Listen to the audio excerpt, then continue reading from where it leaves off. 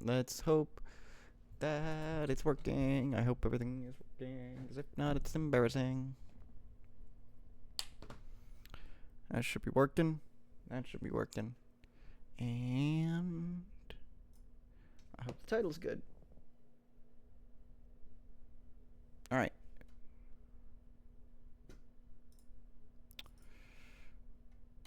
Alright, we should be good. Hello. Yeah. Oh, I should get my controller up and ready, huh?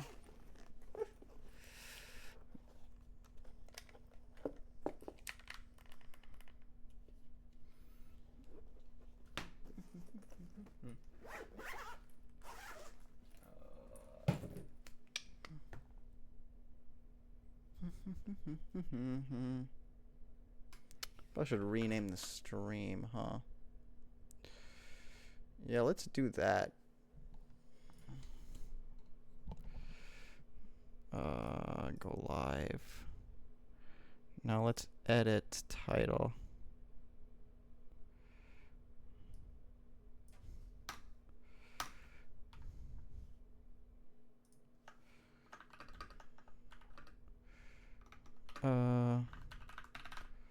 Did I already play? No, I haven't already played. There you go. I am waiting for my set to be called. Also, what's up, Imp? How you doing?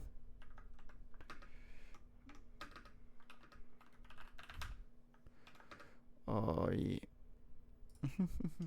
Let's play some Elite Smash while I'm waiting. Bracket. Here you go. Here it is. There you go. Hanging in there. That's good. Oi. Has it been since we? Oh, it's probably gonna be a Ganon or a Young Link. Okay.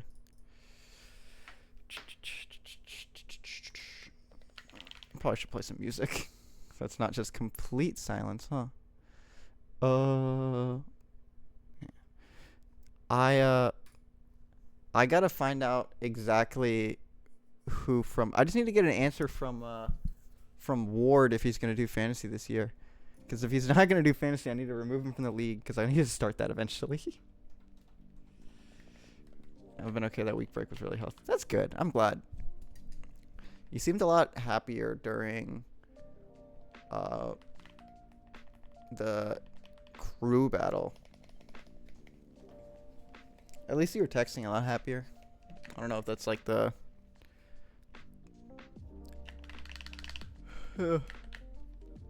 break on from drinking that you were talking about or not, but you seemed a lot happier.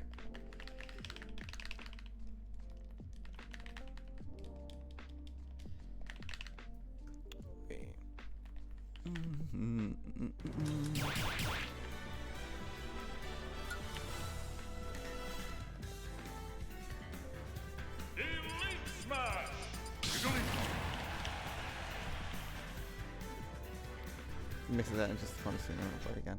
Gotcha. That makes sense. That makes a lot of sense, actually.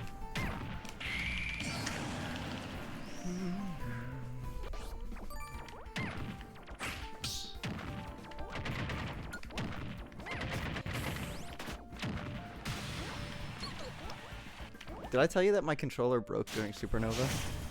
That was so... I felt so bad. Like knowing I had to get a new controller.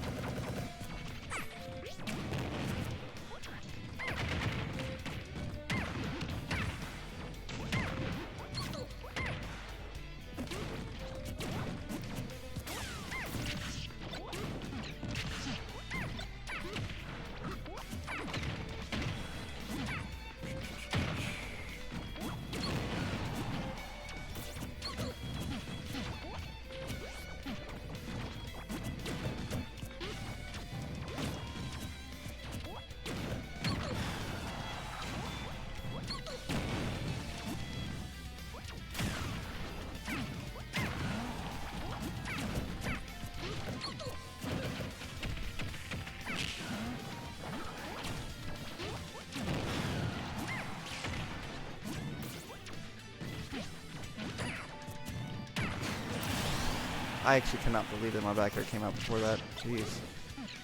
Wait. That was ill-advised.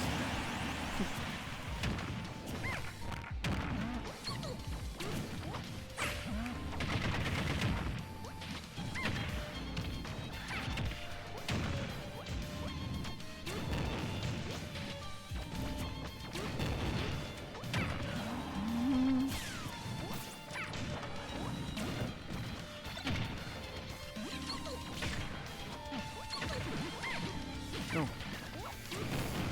Oh, come on, I need to get down there faster.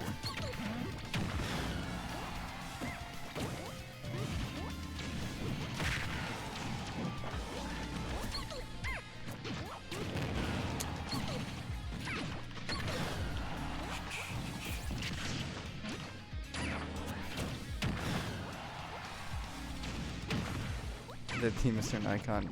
Yeah. I know it's been a while since I've streamed. I'm back, at least for now.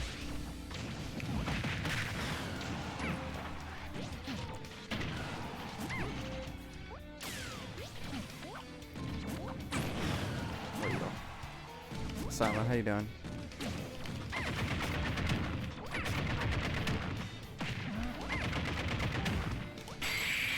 Nice.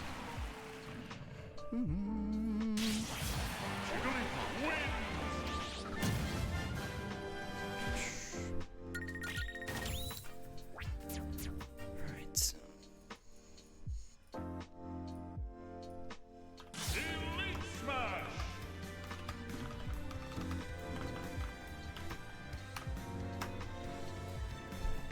Oi.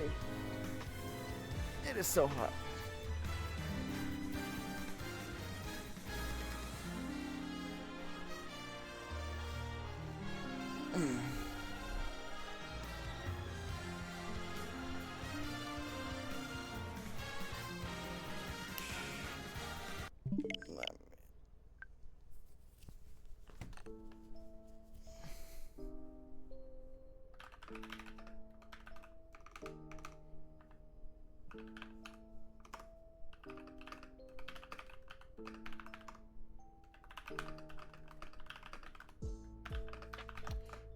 Oh. It is me. Yay.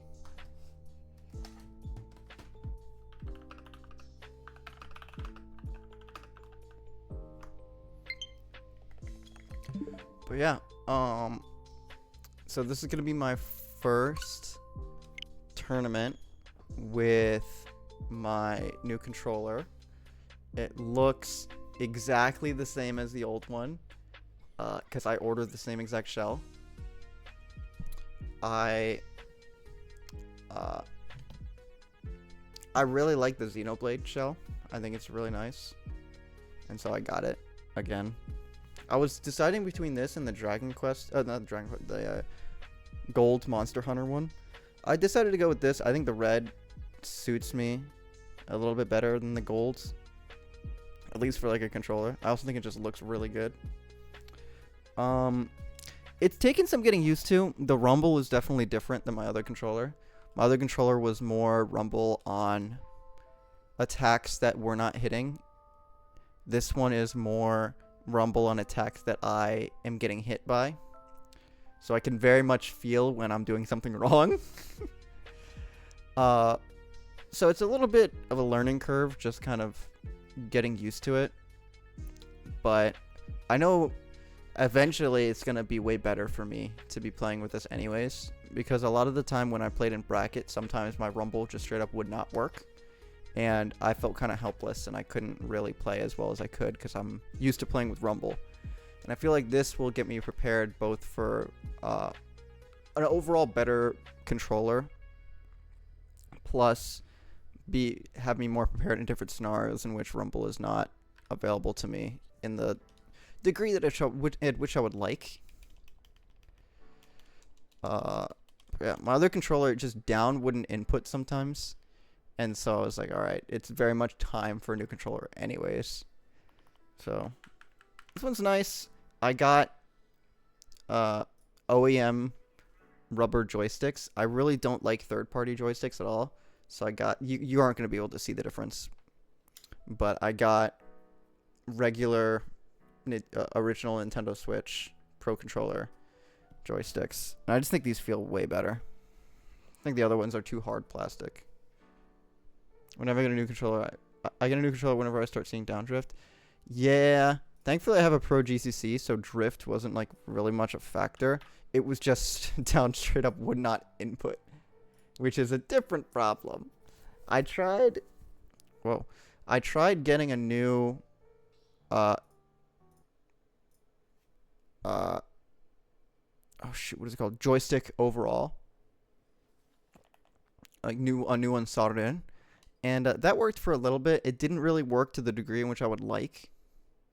So I knew eventually I was going to have to do it. I wish it lasted until after Supernova instead of dying at Supernova, which was really depressing. But, it's for the best. Whatever happened, happened. Now it's just time to get used to this new one. All right, we are facing a duck hunt. So I'm going to ban Battlefields. I don't want to go Battlefield versus duck hunts. Yeah.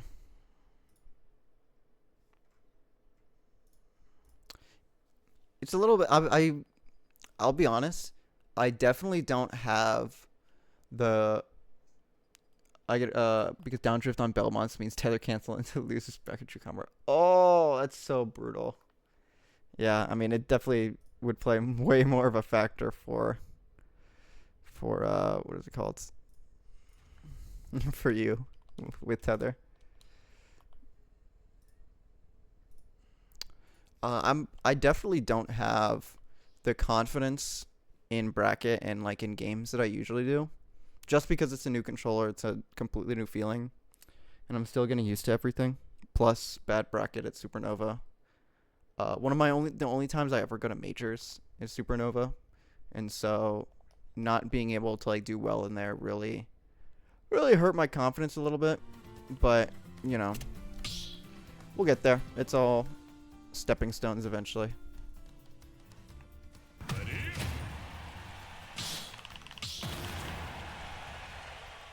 Dude, you got rat fucked a little bit, yeah. Yeah. I just... 3, 2, yeah. 1, go!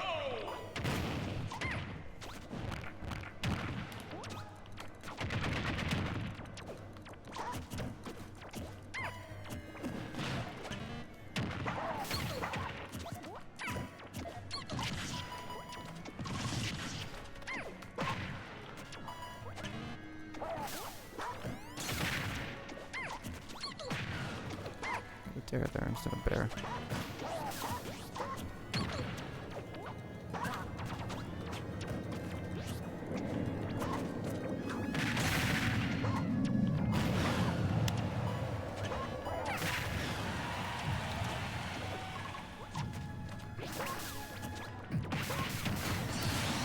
Brutal.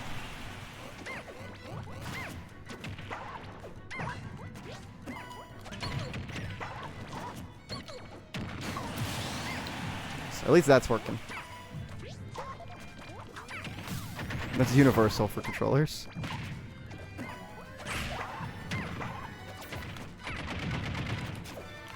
Oh, I thought I had that for sure.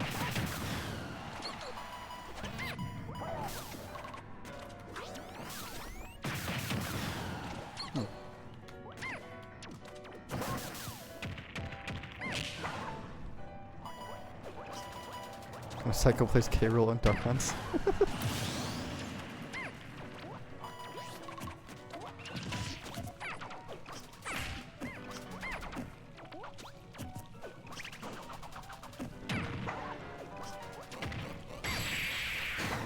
Nice. Well, I got that kill at least.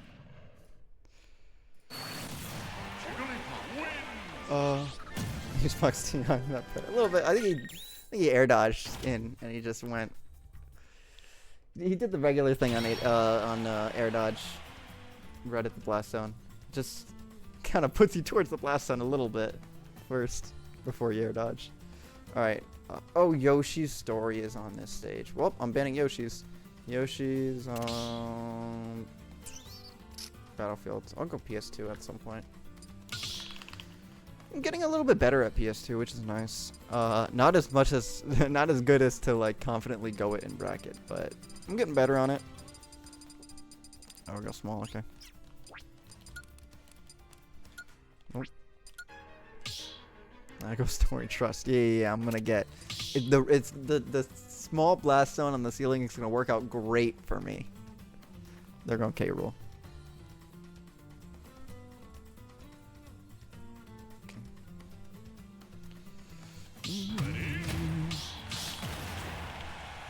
But yeah, I mean, I had a fun time at Supernova in doubles, and Sunday was really fun. Saturday was not as fun, but it's alright. Eventually, it'll be something to, like, hey. Remember that time I went to a major and got absolutely destroyed? It'll be something to laugh about. But growth and improvement takes many different pathways. It's never linear.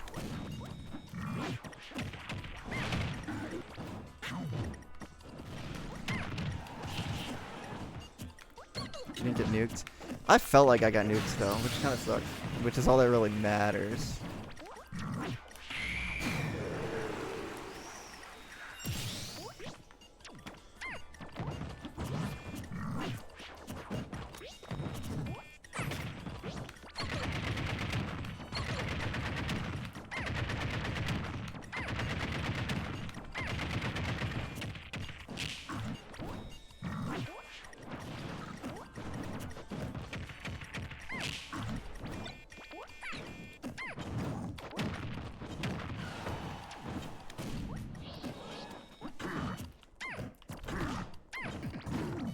Where'd go Kiro? See my last show. Exactly, exactly. He doesn't know.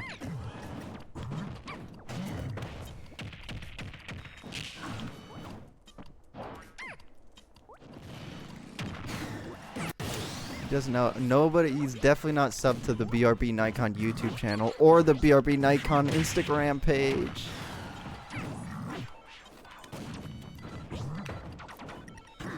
Oh.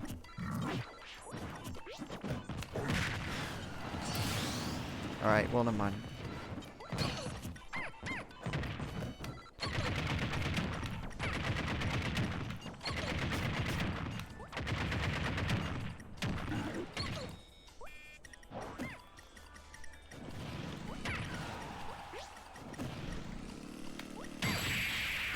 There you go. Nice. We don't talk about the DI on the second stack, but it's alright. We are good with it.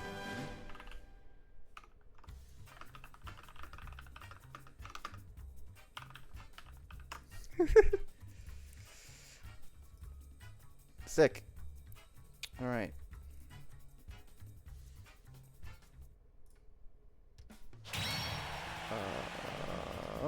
We are now forcing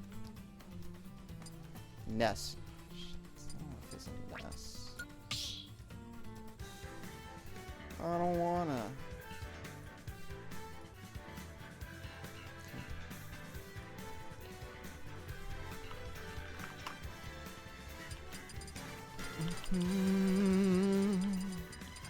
Okay.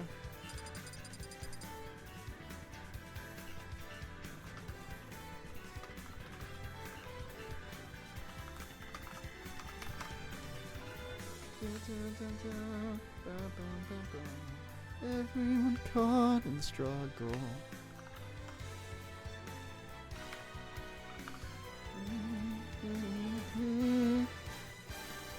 Oh, by the way, thank you for the follow, Game Changer 72. I really appreciate it. I don't know why it didn't show on screen, but it showed up on my phone. But thank you. I appreciate it. It means a lot.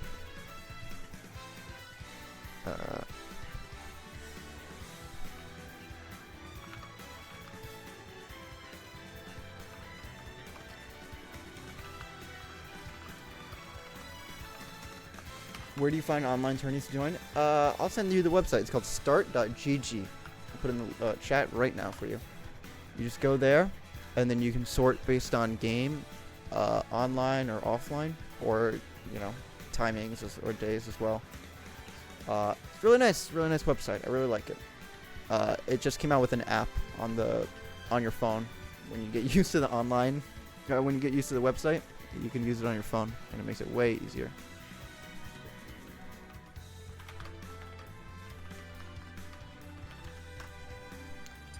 This on Twitch too. Yeah, it's dual streaming. I found out a way to combine the chats. Isn't that so cool? I love that I can have this. Before I just had one chat for YouTube and one chat for Twitch, and it was like kind of hard to read sometimes. I'm so glad I figured out a way to combine it. Oh, it's so good. I love it.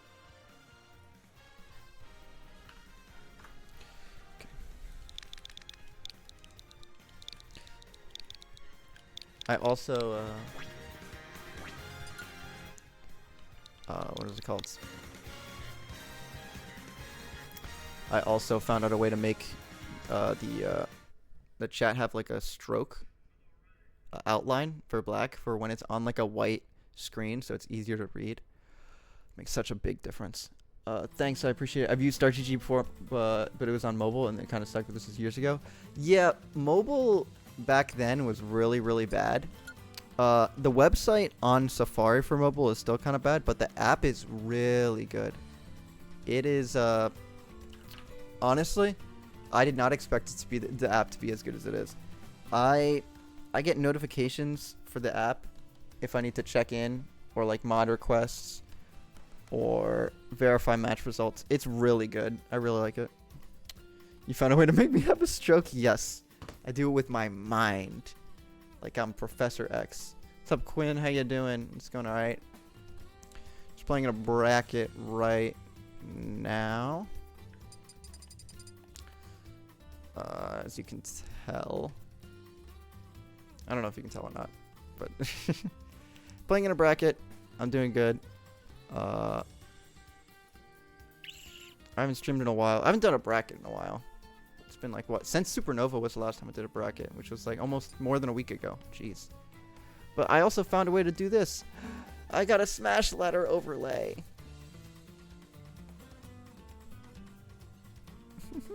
I like this. I like this Smash. I like this Smash Ladder overlay. I think it's sick. Doing good. Watch Myth's Cashbox running at HBox, seeing him win and killed him. Wait, Myth lost to HBox? What? Wait, hold on. No way he loses to HBox and wins against me. What the hell? That's so BS. There's no way, right? No, Myth got to tie qual. Thank God. Alright, good. Are we still in it?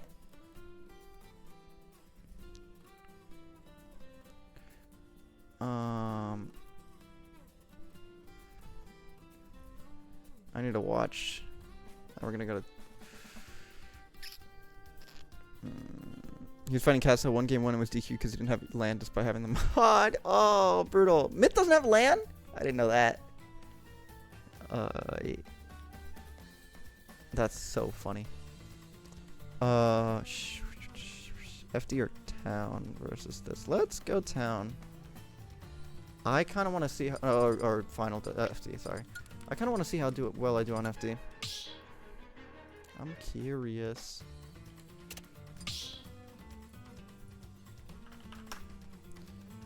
Because it's terrified. That's crazy. But can't get land according to him. I don't. I'll figure out. Yeah, hold on. Wait. Myth can't get land in rap. Doesn't have good land apparently. Because I played rap online and his land was freaking out.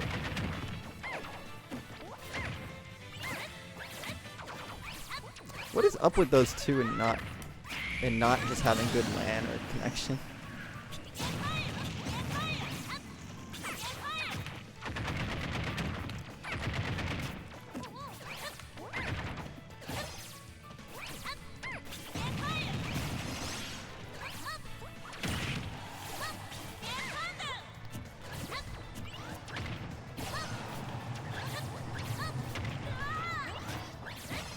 Oh my god.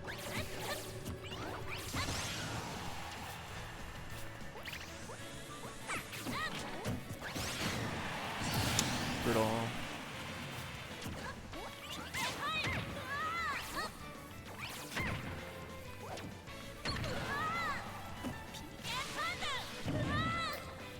I'll take it. I will take it.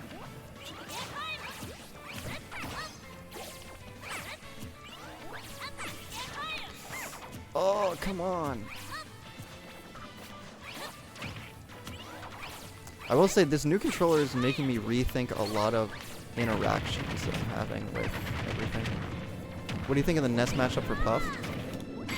It's definitely not as bad as it was when you're first starting out.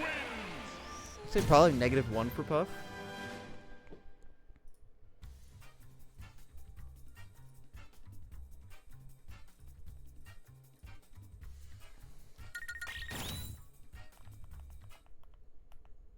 Yeah.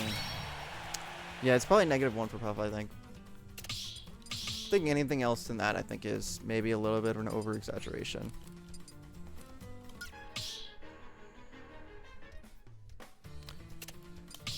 I think it's just because it wasn't on stream. Cass said it was fun, and Myth already won game 1 and then was DQ'd after nobody else said nothing. He went game 5 with Danny and fought Raz on stream. Huh. Is LAN required for Cashbox?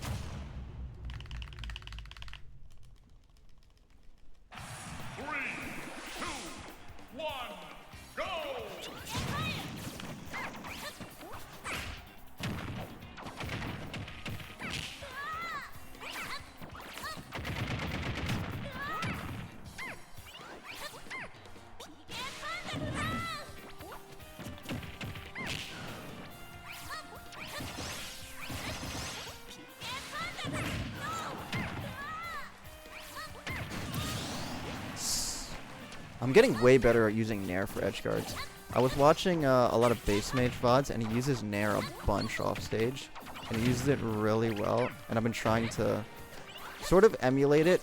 I talked about it at Supernova a little bit with, I don't remember who. I think it was Ian and Bipperl, but I talked to Bipperl about it off, you know, on VC, rather than like at Supernova. I use Nair for edge guards a lot, and base mage uses it, but it always seems like base mage's Nair go through everything. And so for me, it was like a wonder for how, you know, he's doing that. I figured it out a couple of like days before Supernova of like how he's using Nair to edge guard.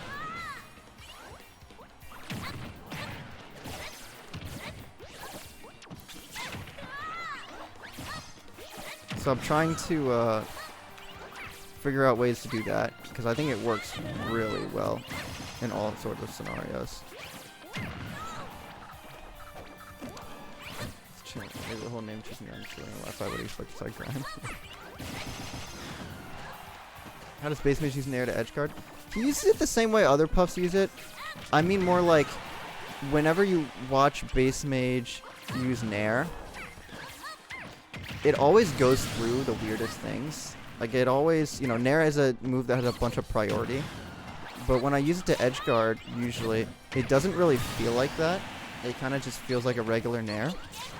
And so I was wondering how he uses it in such a way that makes it look more broken.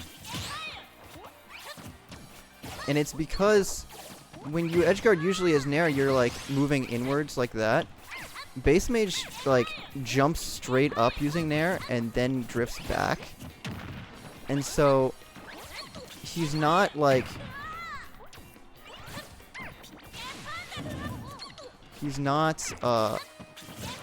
using priority to effectively like clank with it. He's using the priority to make him safe from where he thinks the person is gonna go. If that makes a little more sense.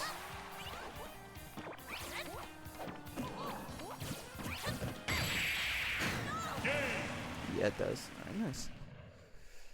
Jigglypuff wins.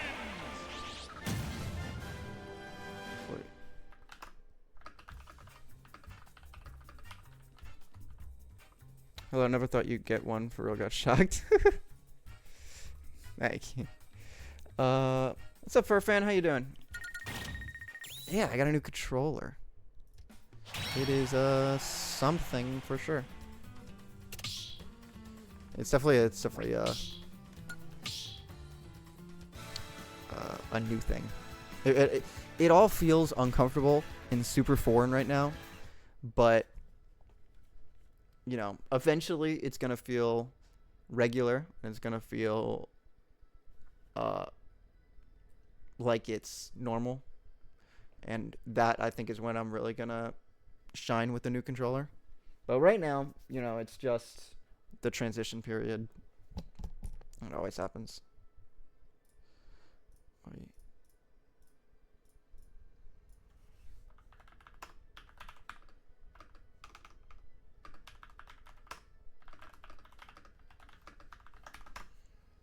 Single Joy-Cons are meta right now, though. I don't know if it's worth using. I think it's true.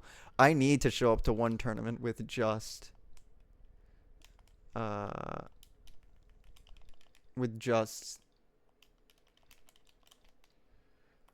single Joy-Con.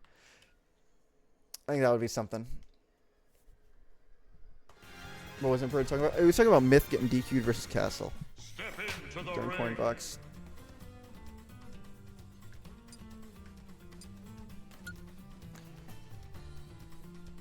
It's kind of hard to find with a pre-installed drift because that helps with, I have no idea. Exactly. The drift is what makes it good. It makes it so much better if it can move without you moving it, because then you don't have to worry about moving.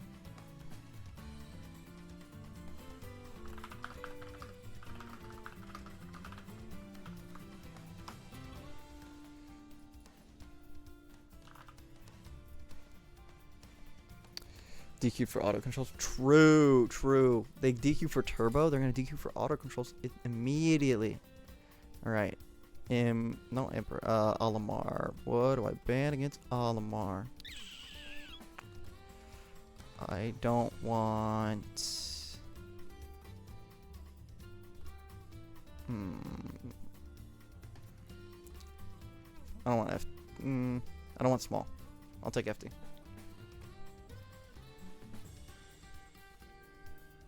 Ban town? Oh yeah, I probably should have banned town.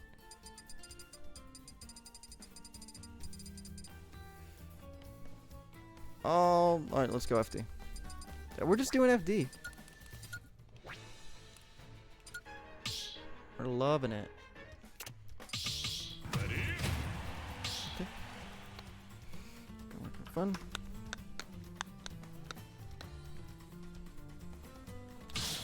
Town, not Hollow. Olimar got the Pikmin more. True. Oy. Okay. Let's do it. Kendrick Olimar. 1, go!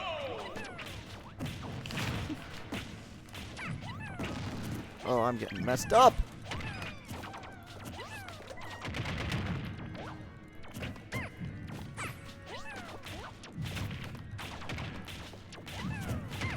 Meant to grab there, but whatever.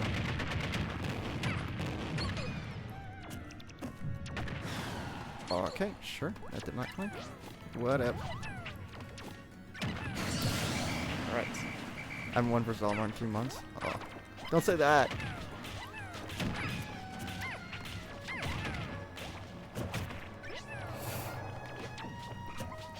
I'm swinging.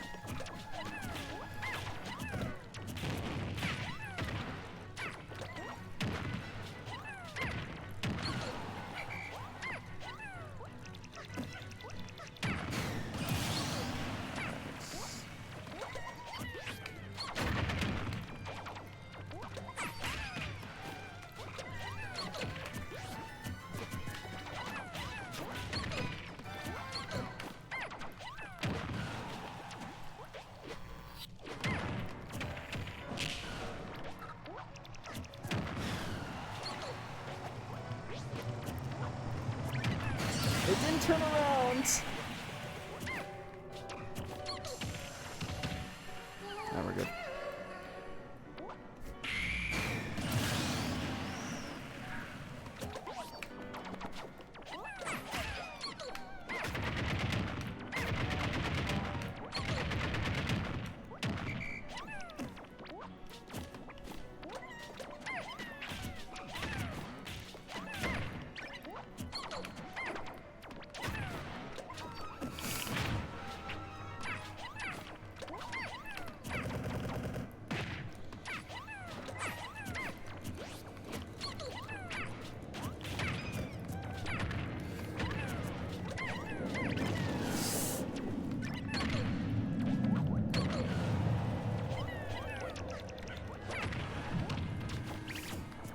That was a call out and a half.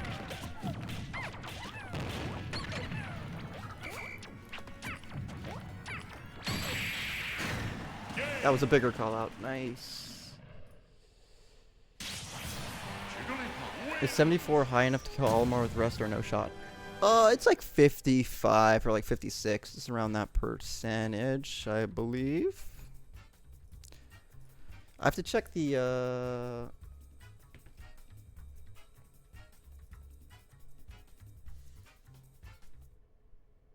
I have to check the notes. I don't usually look at the I don't look at the notes for rest that much anymore. I probably should, especially after Supernova. I had a Yoshi at 56 on I forget which platform. I think it was Small Battlefield, and I was like, this isn't gonna kill. And then I tested it out a few days ago, and it absolutely would have killed. It would have killed, no question.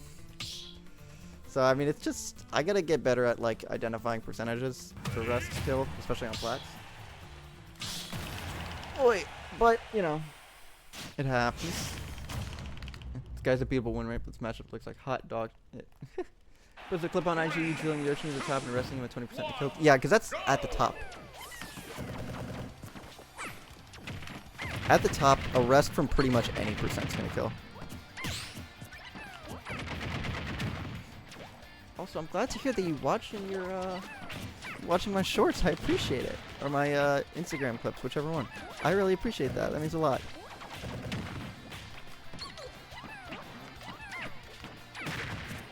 Watch all your clips? Oh, thank you. I appreciate that. That means a lot.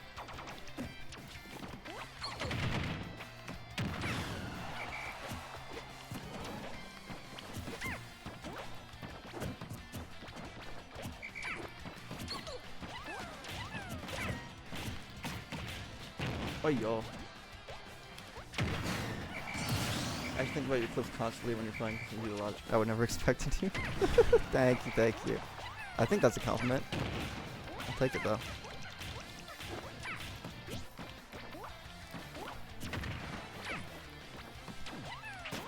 I never thought up tilt was true to rest. I actually didn't think it was true either until I practiced it. I saw it like, I forget which puff I saw do it, but I was like, that looks cool. I want to try and do that. I got it. Lucky I want this guy. Oh, I'm so funny and dumb. Why fuck you? Yeah, this guy's awesome. I like him. Or mid-air drone for rest.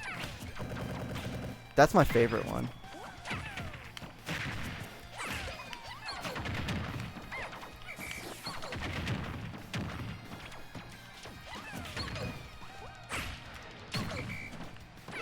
That's a nice down B. He's got a purple Pac-man!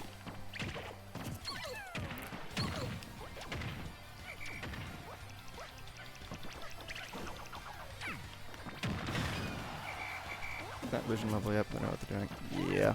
Oh, I knew he was gonna do that! Come on. There we go.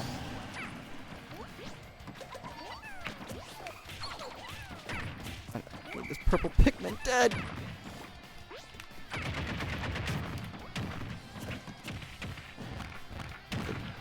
When you posted that, I went crazy. You told me that for an hour. I was puffing at the mouth.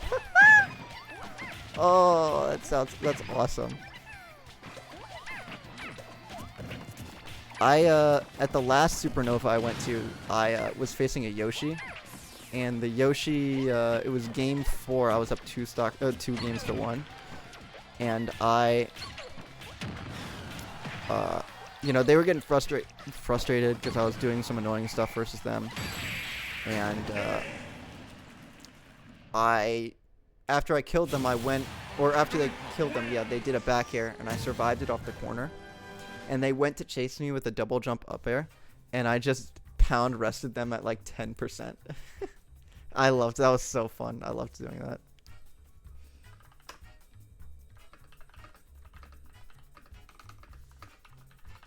When do you not fight a Yoshi at a major? I know. It's like my destiny at this point. See, it's another crazy one too. I wish they put that on stream. That would have been awesome.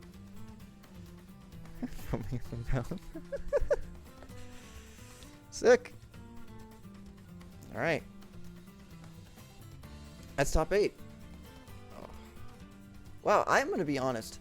I really did not think I would make top 8 today because of how unfamiliar I feel on this controller. And legitimately, being top 8 right now is making me very happy because I have been playing like absolute dog for the past couple of days. Oh, it feels so good. Nice. All right. Worm. Dude, I've faced Yoshi at almost every major, honestly. At least every Supernova or like Smash Con, because the first Smash Con I went to, yeah, I got you, Imp. I'll send it to you. The first Smash Con I went to, I fought Winter Shorts in round 2.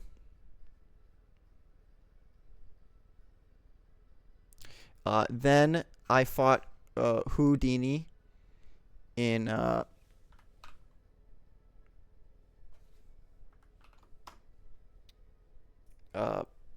Discord. In Discord, Jesus. In Losers Phase 2 of Supernova last year. And then this year I fought Stitch, who's number 8 in Minnesota this year.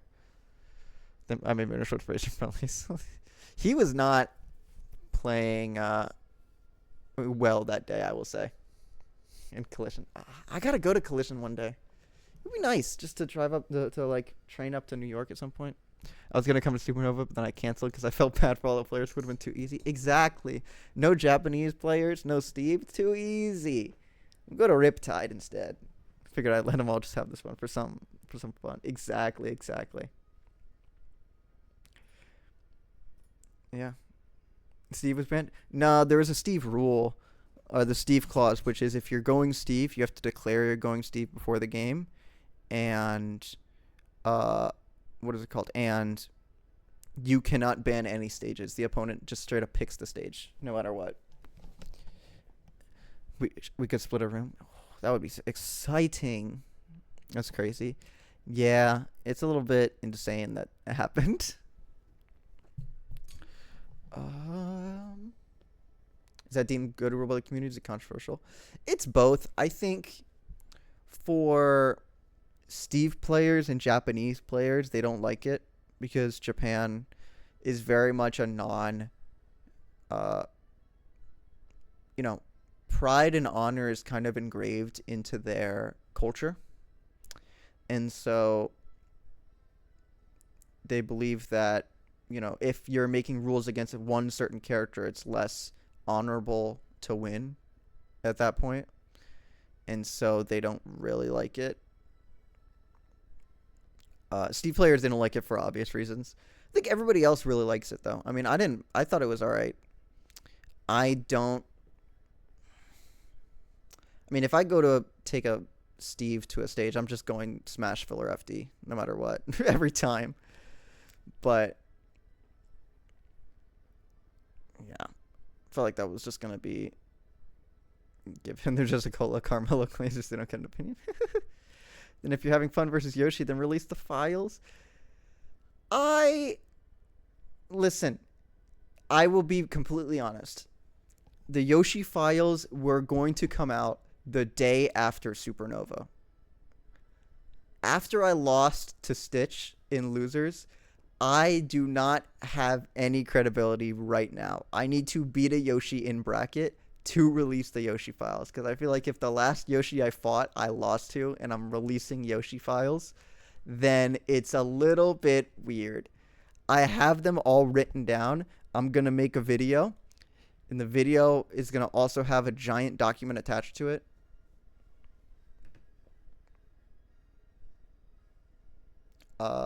And yeah, I'm not going to start arguing on what was honorable or not, but Steve is allegedly only going into tournament, so I'd figure that balances out. I agree, Game Changer. I think I don't mind the rule. I think it's nice.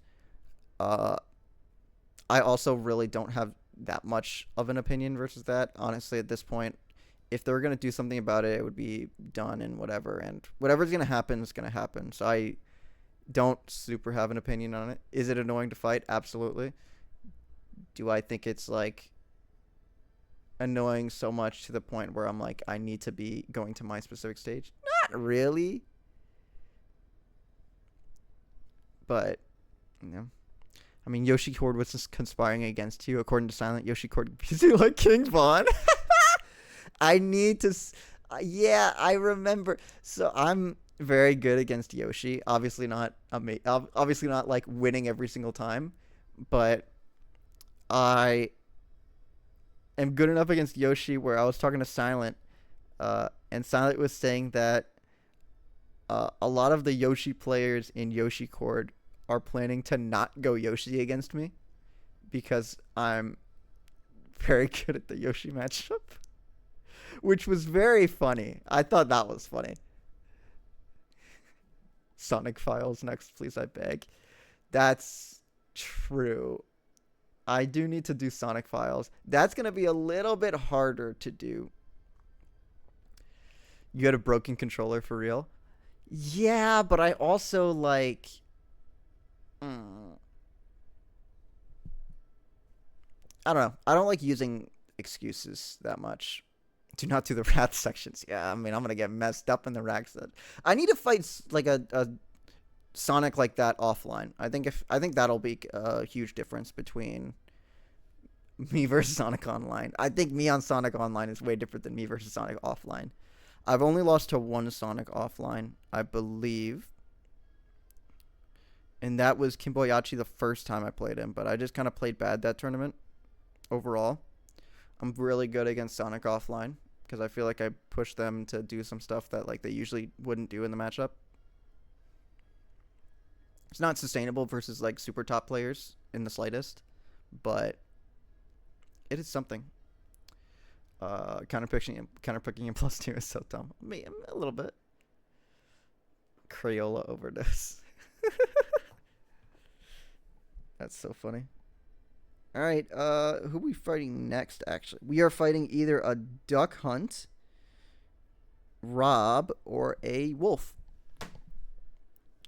Yeah, that's something. Oh, by the way, look what I figured out how to do again.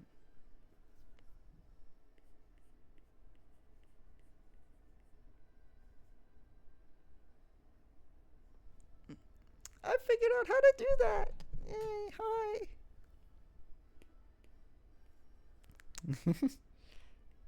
I got the score, what is it called? The sports broadcaster arrow. So if you see like right here, this is where he really messed up.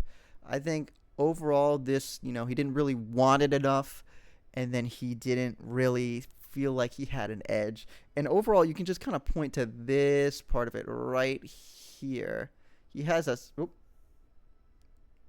You can just point to that part right there. He has a little bit of a scar right there. And he feels like that is super over blemishing his confidence, especially with all the like sucky parts of bracket he does. And you can tell because he has these flower pots. And usually you give flowers for when you're at a funeral. And so he's saying that because he is dead right now and his gameplay is dead and his confidence is dead. And so he needs to get rid of these flowers and get some confidence up. Apple Pencil charging at the bottom of the iPad. I give USB for. No, actually, I got a USB. This is a Apple Pencil 2, so it just charges at the top of the iPad. I use this for school. So I'm like, yeah, John Madden 2.0. Dude, imagine. I would love to do that. I would love to be John Madden 2.0 for for Smash. That would be sick. Yeah. That'd be awesome. Dude, I'm so ready for the football season to start. If anybody doesn't know, I'm a huge Ravens fan. I've been a Ravens fan for 20 years. I tried, when I was a kid, one of my dreams was to be an NFL coach and to be an NFL GM, if we know. Yeah, I gotta say it, man. I feel like a lot of people come to the stream, they don't really understand how much I like football. I love football. It's one of my passions. Don't get your hopes up. Ravens going to be last in the division. Don't say that. Lamar's going to be fine. Listen, we got our right guard out of the team. That is plenty enough for me to have full confidence in the Ravens right now. We got Daniel Fa'alele off the team. I feel great about our offseason. Hey, the Ravens are still. Listen, I would agree with all of that. If it was the same exact coaching staff as last season, I would be fully on board with, oh, the Ravens are like iffy. The Ravens still the Ravens. I'm like not sure what's gonna happen. I have full confidence in this new coaching staff. I think I've studied Jesse Minter's defensive schemes. I think he's an absolute genius at what he does. I think he is one of the best defensive minds in the NFL right now. And I think he's going to really elevate that defensive staff, along with Anthony Weaver being that sort of motivational, keep the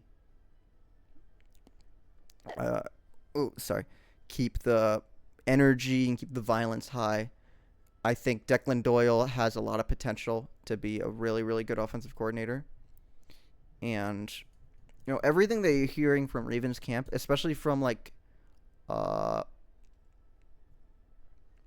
especially from the veterans like Calais Campbell, is that Jesse Minter and all these guys are like terrific coaches, which is like really important for a rookie head coach to be hearing. A lot of the time you'll hear from rookie head coaches that, they're still figuring it out and they have a lot of potential, but from these veterans, you're hearing that right now he's terrific, and he's saying all the right things that they need to hear, which is, I love it. Every Ravens fan's second team is always the Chargers. That's not true, actually. My second team is not the Chargers. The only reason I say that is because I actually have, I've wanted to be an NFL coach for a little bit, so I studied every single defensive scheme in the NFL right now. And so I'm like, I just know Jesse Minter's scheme off the top of my head kind of thing. The Ravens are still hiring. I did see that. They are still hiring. They're hiring scouts, which I thought about, honestly. I thought about applying. That would be fun, but I would have to not do dental school if I'm applying to be an NFL scout. So it was a little bit of a Sophie's choice. I chose dental school, or applying to dental school over being an NFL scout, which is, I've worked for dental school for 5 years at this point. You in any fantasy leagues? I'm in one. I was going to be in two. The second one turned out to be a disaster. I'm not doing the second one at all. I'm doing one with, what is it called? With Imperator. Imperator and all my friends. I think I'm going to have some fun with that. Speaking of Imp, I need you to tell me if Psycho Ward is actually doing it this year. If not, I need him to let me know so I can remove him and actually schedule the draft and stuff like that. Man, Lamar's entering 8th year. I know. Dude, Lamar is... I have faith in Lamar to be fine because his injury that he sustained in his 8th year was not serious. It was just kind of like an ankle thing that was just lingering for the season. It didn't require surgery. It didn't require anything. So I think just with an off season of rest, I think he'll be fine. He is entering his 9th year. So the question's always is he going to have that same athleticism? Is he going to have the same whatever? Lamar Jackson is sneakily really, really good at keeping healthy and keeping his athleticism sustainable.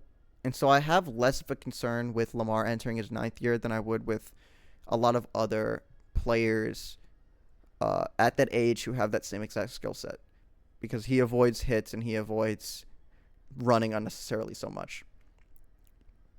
Lamar Jackson is great. He's not the problem at all. He's absolutely not the problem at all. Lamar Jackson is the farthest thing away from the problem right now. The problem right now for the Ravens is they're relying too much on wide receivers to have bounce-back years, tight ends to have bounce-back years, rookies from both wide receivers and tight ends to be contributing factors. The O-line is always in flux, and it's a bunch of new people, so it's how quickly can you get the new people up to speed. And then the defense is how much is Jesse Minter's scheme going to actually make a difference year one in the Ravens defense? How quickly is that mindset going to change, and how talented are the Ravens defense actually? And see if Matabike, our defensive tackle, is going to be healthy enough to get on the field. Hopefully he is, because he changes that entire defensive line. But yeah, there's a bunch of question marks at the Ravens right now. And, If it was any other team, I'd be kind of concerned and be like, I don't really know. I'm hearing enough positive things coming out of training camp and the Ravens offseason to really feel like I have confidence in the coaching staff to get something going.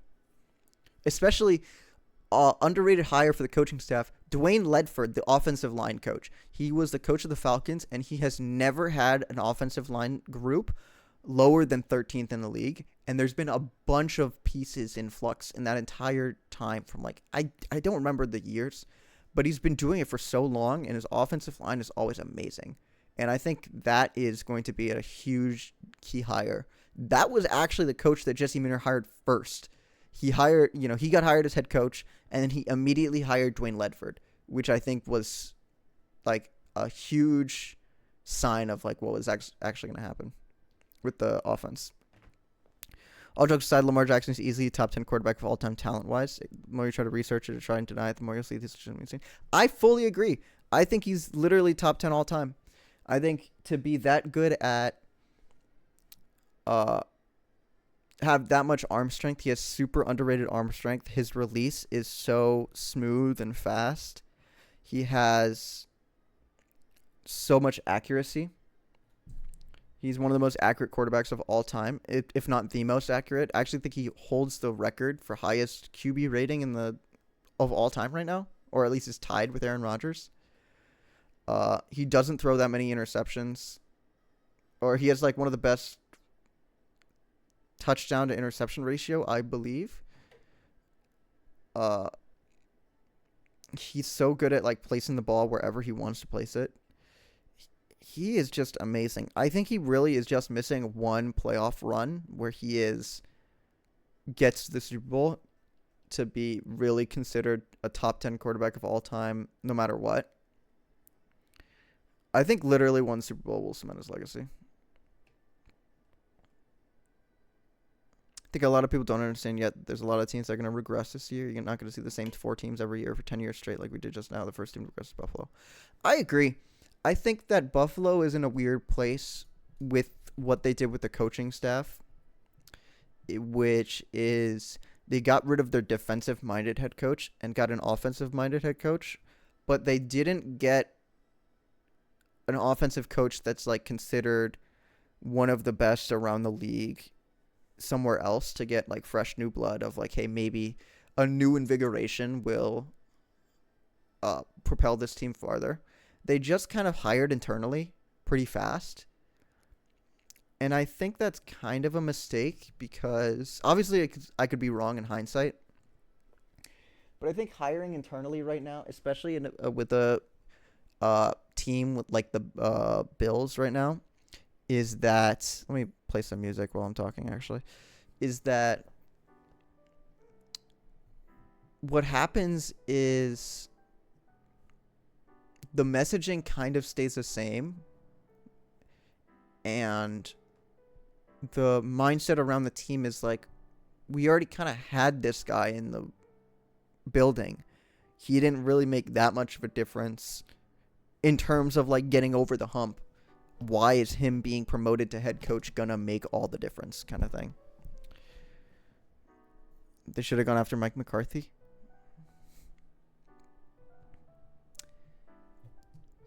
I can see that. I can see why Mike McCarthy would have been a good hire. I actually think they should have gone after, obviously I can say Jesse Minter, because I just think Jesse Minter was one of the best head coaching candidates in the cycle last year. Harbaugh wouldn't have been good for them. Probably Saleh would have been something. I think they really should have focused a lot on defense, because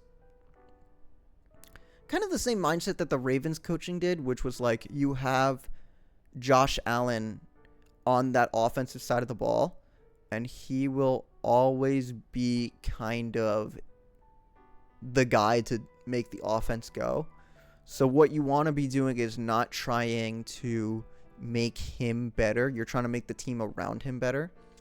Because if you already believe that Josh Allen is the quarterback that's going to take you to the promised land, and that he's already like won an MVP, and he's already the best quarterback in the league, you want to get somebody that's going to elevate the defensive side of the ball and make the offense not have to work as hard, so that in the playoffs they're not as drained, and Josh Allen has not had to play hero ball as much. Do you think older players are being overvalued right now? I think that that's a tough question, honestly. I think that a lot of the... do you mean older players like older players in the league right now, or older players like in the past? Like before, like the Peyton Mannings or the Ted Gins or something like that, or the Brandon Marshalls. Do you mean like that older player, or like older player in the league right now? Like, oh, you mean like players in the league, quarterbacks in the league. Right. I was a big hater on Indy going for Daniel Jones, but he balled out. But like Kirk Cousins pissed me off when they signed him to Atlanta. I think that for quarterbacks, talking about the current players that are getting signed big contracts don't perform. I think that the game is so advanced right now, both on the defensive and offensive side of the ball. It's just so complicated that I'm going to start with quarterbacks and I'll go to other positions. I think quarterbacks from the older generation, like the older quarterbacks, are more valued because of the fact that nowadays, because of how complicated schemes are offensively and defensively, you kind of need a quarterback who can like diagnose that, and they don't really teach that in college and the NFL anymore because of just how there's so many more moving factors in terms of like disguises and, you know, not really being super obvious about what's happening, both on offense and defense. And it's really, really hard for people to pick that up by hopefully beat Yoshi before August 27th. I'm counting on it. I'm hoping to. So I think that you get like the older quarterbacks who can really dissect the defense better than younger quarterbacks, and it's easier to teach them. Older wide receivers like Mike Evans, I don't know. I actually think Mike Evans. Why did I just say it? Mike Evans? I think Mike Evans right now is a wide receiver that just has problems staying healthy.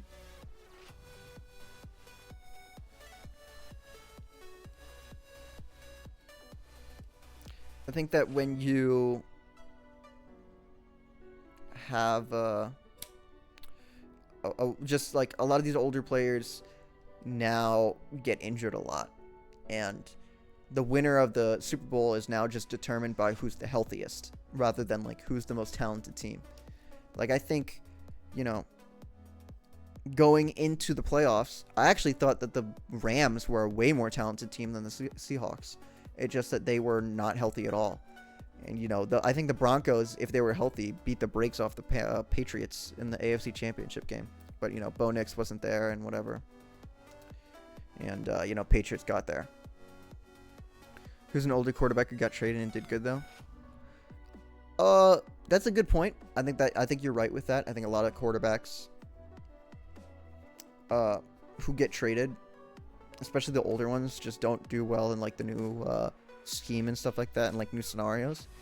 But I think that's also sort of a factor where, you know, a lot of the quarterbacks who are good nowadays are either, you know, really old, like Matt Stafford, and, you know, they're franchise quarterbacks, they stay with them forever. Or when they get old and stop excelling at what they really excelled at because of father time, then teams start to discard them a little bit, and they have harder times adjusting it because of what their skill sets were before and what they were now, and like what teams kind of use them for now. Like I think last year Phillip Rivers is like a really good example of that. Phillip Rivers was never a quarterback who was like super athletic. he was just a guy who was like,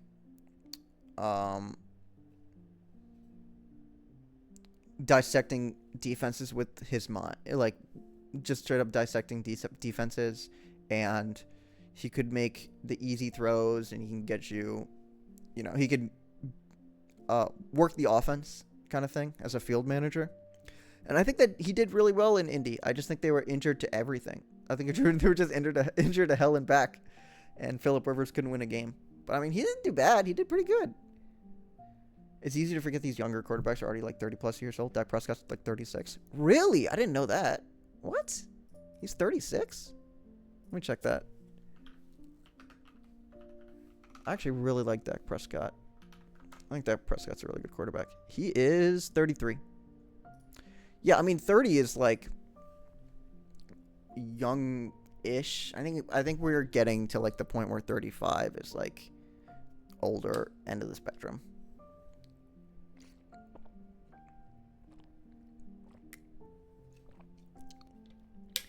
Yeah, a lot of these, everybody says that a huge talking point for quarterbacks these past off seasons is that, the NFL has a development problem. And, quarterbacks aren't being taught the same things and being taught really how to play quarterback as much as they were in the previous years. Like back where Manning, Brady, Phillip Rivers, Drew Brees. And I think that's true. I think the NFL does have a development problem.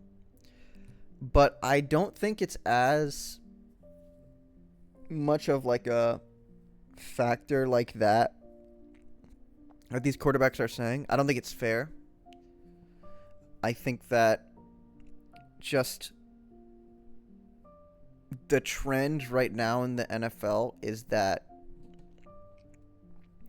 defensive schemes have gotten so complicated of how you're gonna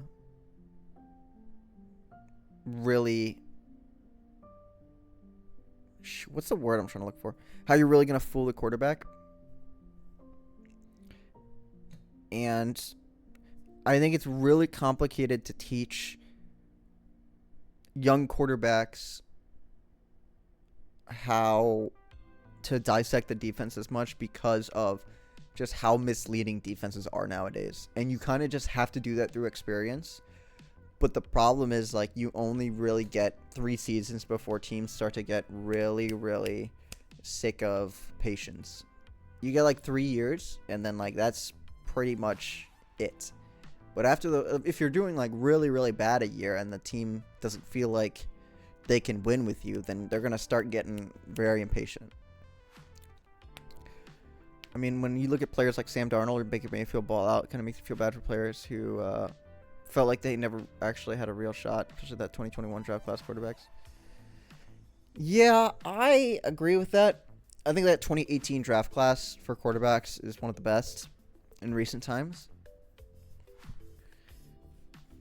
Especially the 2021 draft class. Was that Trevor Lawrence and these guys?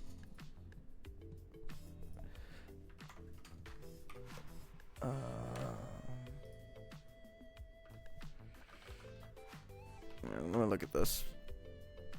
Yeah, Trevor Lawrence, Zach Wilson, Trey Lance,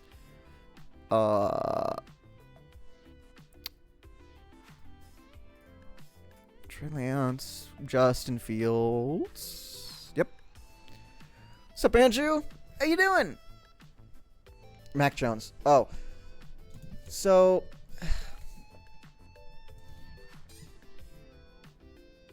yeah, I mean, it's the same thing I was saying. It's just so I know this, I've said this like 4 times, but defenses are so complicated nowadays. Like, let me show you what I'm talking about, because it's easy for me to say that and like not really say what I mean, but I think maybe showing is a really good idea. So let me see if I can show you.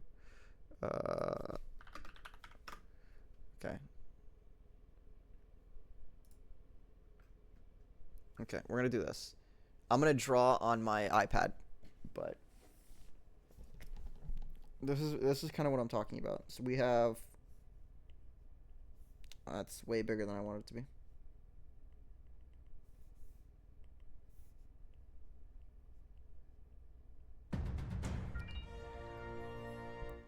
What's up, Sora? Thanks for the raid. I appreciate it. Then we have wide receiver, quarterback, running back, tight end. So we're in 11 personnel. And then we have the defense. 1, 2, 3, 4,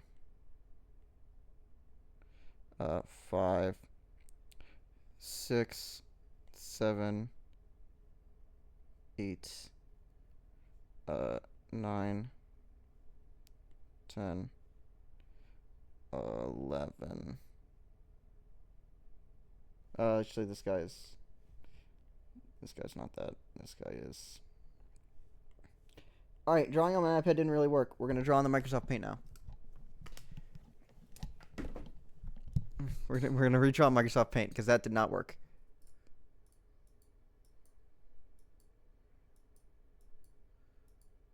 Uh,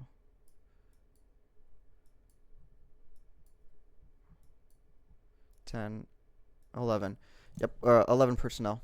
And so we're going to have 1, 2. That should be an X. Should have 1, 2, 3, 4. We have this middle safety. We have this right here. Then we have this right here. I'm playing deep. 1, 2, 3, 4, 5, 6, 7. We're going to 8, 9, 10, 11. Actually, we'll have this guy play linebacker because that's more of what you would see.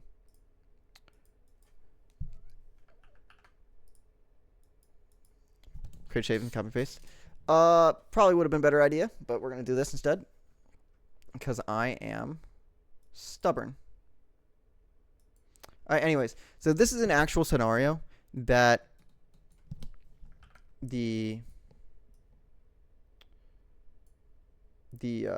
Raiders were in last year versus the Chargers, and one of the reasons why I watch like Jesse Minter's scheme a lot, because I think he does stuff like this insanely well, and I think this is like really indicative of some of why defense is so complicated now. So you have this like set right here, and so when you're looking at the set from the quarterback's perspective, what you're seeing is the basically cover 6, and you're seeing, all right, this guy is going to take this half of the field, this guy's going to take or this quarter of the field, and this guy is going to take all of this field. And so that's cover 6 essentially. This should be way bigger. I'm not good at drawing. There you go. Cover 6. So that's what cover 6 looks like essentially. And like whatever, just zone. That's way too high. Zone. Essentially what cover 6 looks like. Problem is, like, when the quarterback hikes the ball, then what happens is this guy moves here and this guy moves here.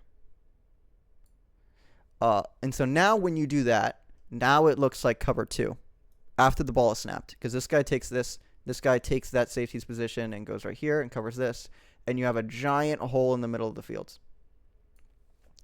And that's cover 2. That's cover 2. Basically, just man.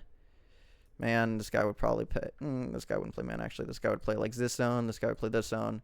Then you have man and man right here. Essentially, cover 2. The problem is once you have that, then this guy moves all the way back up and covers this part for Tampa 2 instead of cover 2. And so when you have a play like that, and there's like 4 different missing pieces, or sort of like 4 different moving pieces all at different times, the quarterback is looking at the safeties, especially this backside safety, if a play is happening. Like the play that happened was This guy went over the middle. This guy did a corner. This guy did a flood concept. And I think this guy did like a outpost, I believe, or like a corner. So the quarterback is going to be looking at this safety because he sees the cover 6 immediately, or the cover 6 potential immediately. And then once you see that, you're like, all right, ball is snapped. Let me look at this safety. This safety is dropping back into his position. All right, so now that we see that his safety is dropping back this position, it kind of looks like cover 6. Now let's look at this safety. What are these guys doing? Oh, this guy is rotating down. This guy's taking this. This is cover 2. Okay, so now that I know it's cover 2, I'm going to throw in the middle of the side of the field right here to this point. And that is all done in 2 seconds. The problem is this guy doesn't look like he's doing Tampa 2 immediately and then goes and covers this guy coming over the middle, and it's a pick. It's super bad drawing, but these defenses are so complicated when it comes to how they disguise coverages now that it's insanely hard to teach these young quarterbacks exactly how teams disguise and exactly what they should look for disguises, because then essentially you're not teaching them how. That's how it played against the Raiders. Yeah, let me see if I can pull up the exact play.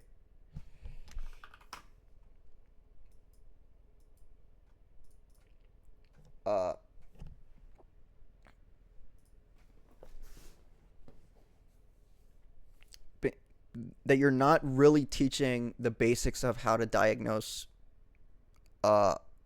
plays anymore and how to diagnose defenses, because you're looking for like how they can disguise you, and it's so many different branches right now, at least, that it's so complicated to teach it over a period of 3 years. You need to be doing it for like an extended period of time. Do you think the ultimate solution is then just bringing a veteran and letting the rookies sit out for a year? Yes, I absolutely do. I think that's the best thing to do in this day and age right now, especially in this environment of how complicated defenses or offenses are. You get a veteran bridge quarterback and you get a rookie, and you have the rookie sit down for a year and really have them learn, maybe even sit him down for like 2 years. And after that, when you feel like he's ready, then you send him out.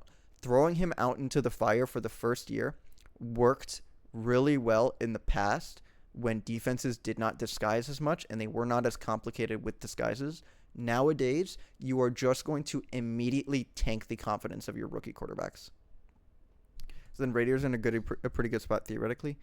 Yeah, I actually really like that they brought in Kirk Cousins to let Fernando Mendoza sit for a little bit. I really like that. I think that it's all looking good on paper. He's just got to be able to understand it and produce. He's got to be able to put the work in behind the scenes to really understand that concept, essentially. And then after he understands it his rookie year and he has good enough, then then he can start like playing and like then getting his stuff. That's a nice theory, but there's not enough quarterbacks for that, I feel. Yeah, which is why I think that veteran enough quarterbacks are always going to have a place in the NFL. The bridge quarterbacks are always going to have a place in the NFL. Quarterbacks like Jacoby Brissett, quarterbacks like Kirk Cousins, like Jameis Winston are always going to exist in the NFL. Even if they were bust, if they are good enough to be like backup or like borderline starter quarterbacks, then they're going to exist and they're going to have a major place in the NFL. Flacco retired to 50. Exactly. Flacco's a perfect example of that. Let me...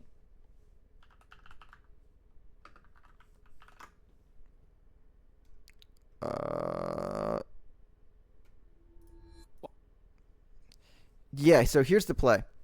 So this is from a breakdown called Armchair Coach Justin. This is exactly kind of what I'm talking about. Good play by Derwin James, sure. But the quarterback was wrong before the ball was even snapped.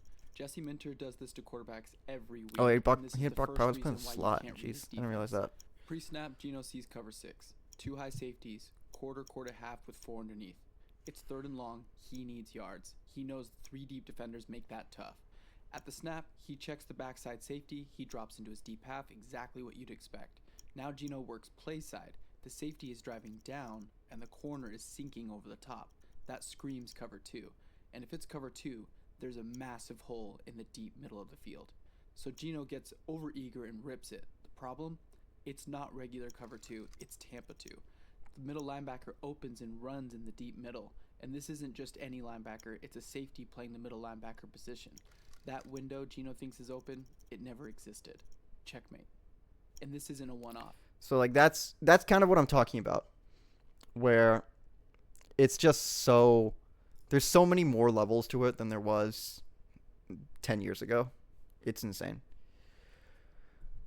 Flacco played well enough to keep doing it though. Wasn't he the quarterback that actually said it's not his job to teach a new quarterback? Yeah, he did. That is something he said. He has definitely doubled back on it now though, by the way. He is super doubled back on that answer.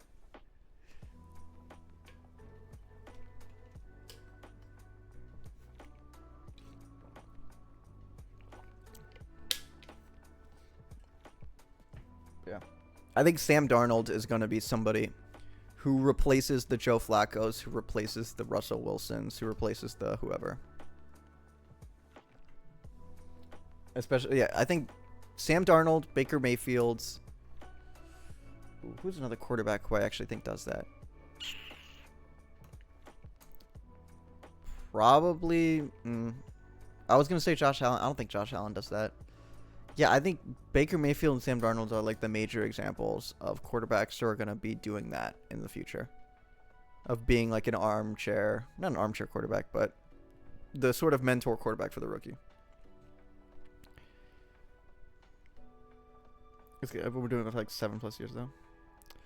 Tough question. Did Brady deserve MVP in 21? Oh, man. In the moment, I thought he did. I have to be fair, I have not looked back to see everything in that in a while. So I can only look at my opinions were back then, and back then I thought Brady deserved it. I am not going to come out and like definitively say he deserved it, because I don't think that me doing that with looking back at it is like fair. I think in the moment decisions outweigh retrospect decisions. That's fair, but what I more meant was like in 2021, I wasn't looking at Rodgers as much. I definitely was watching Brady. I was not watching Rodgers as much. So I cannot be super objective as to looking at it and to be like, all right, yeah, Brady for sure deserved it. I watched maybe 2 games of Aaron Rodgers. I watched 8 games of Tom Brady. Actually, I watched way more than 8 games. I watched like 10, 12 games of Tom Brady. And maybe like 2 games of Aaron Rodgers. I didn't watch that much. So that's why I'm staying like kind of antsy on it, because I didn't watch enough to feel like I had an actual opinion on it. That was not shaded by bias kind of thing.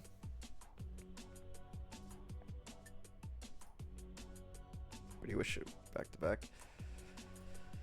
Yeah, he can't be throwing meatball sandwiches like that though in the conference championship. Was it division or conference? If DB got burnt? Yeah, that was the last play though. Dude, he was throwing meatball sandwiches for the game though. He did not play well.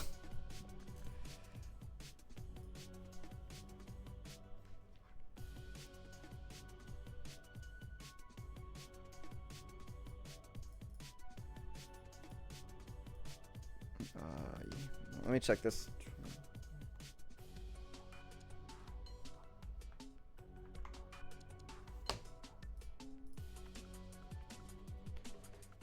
Didn't matter how to play. We came back from 27. It was tied. That's fair. I mean, that's totally fair.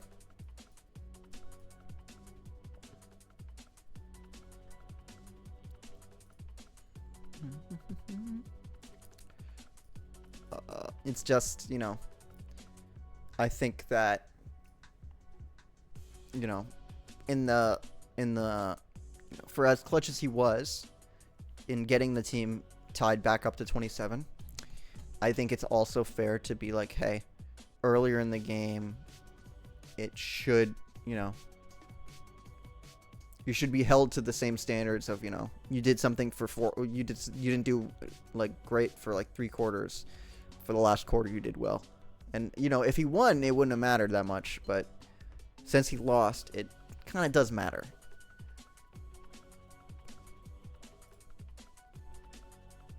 Why is it taking so long for your next opponent?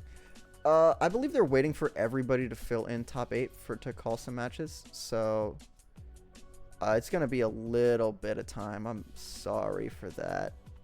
I apologize. I have to check. MVP is the biggest carry a lot of the time. That's fair. That's totally fair. Andrew, by the way, when do you start your job? Or better question is, are you free Tuesday night, 7 p.m. this coming Tuesday?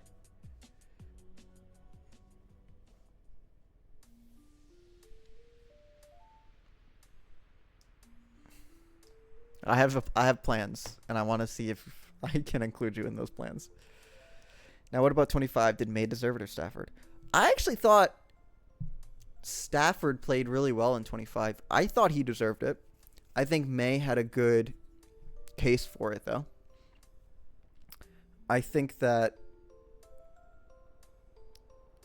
a lot of the questions about May versus Stafford were more down to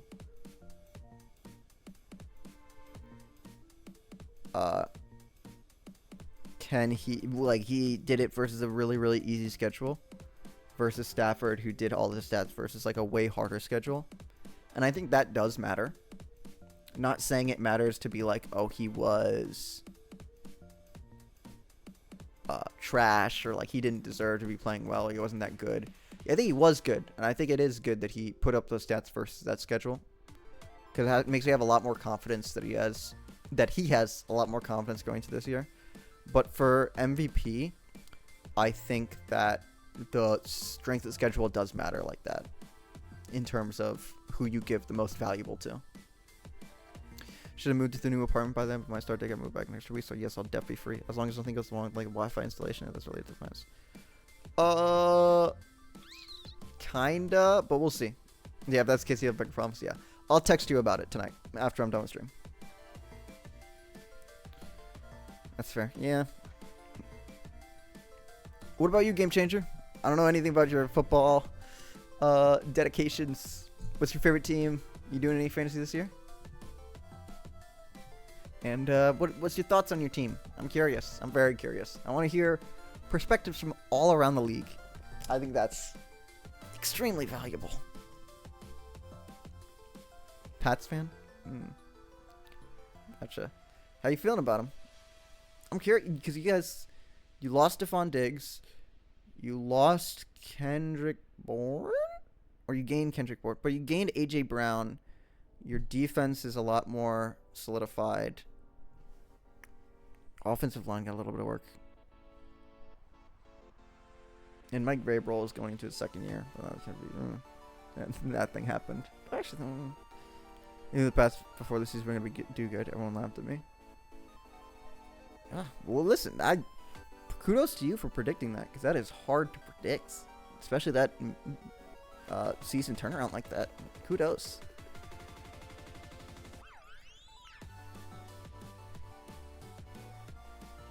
Sounds good. The answer is probably yes. Sick. I put money on it. Oh, wow. That is insane.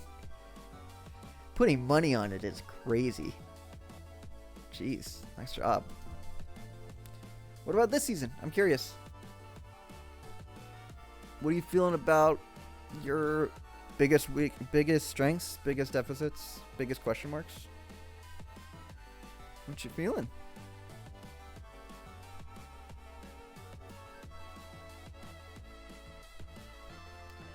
Definitely expect playoff wins. Fair enough. That's fair enough.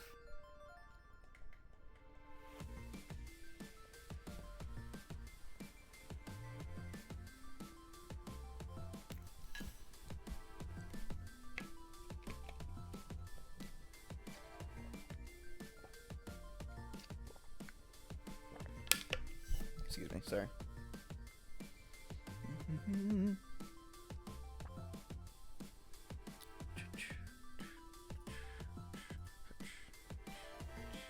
Oh, shoot.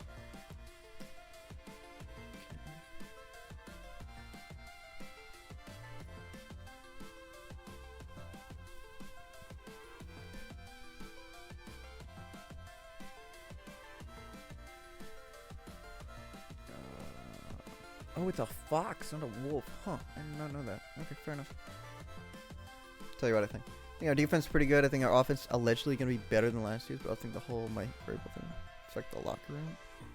Huh. That's fair. I think that's a fair assessment. Affect his leadership. Yeah, it's definitely going to affect his, like,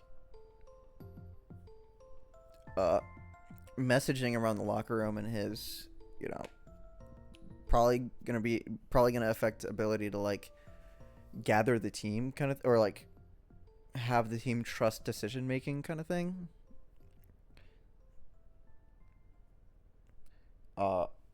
Yeah, I think it's not as, I don't know how it was necessary as leadership was in our winning, but it seems the players liked it a lot. I think that's a fair assessment of it.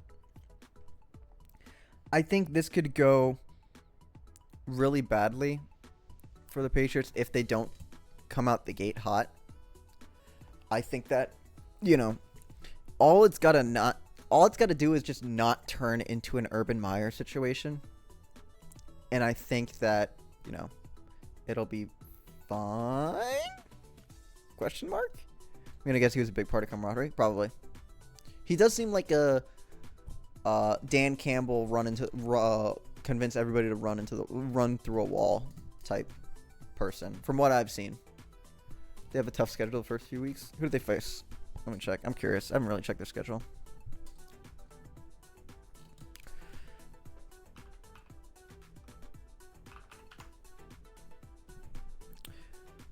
Seahawks, Patriots, Jaguars. That's not the worst starting schedule in the world.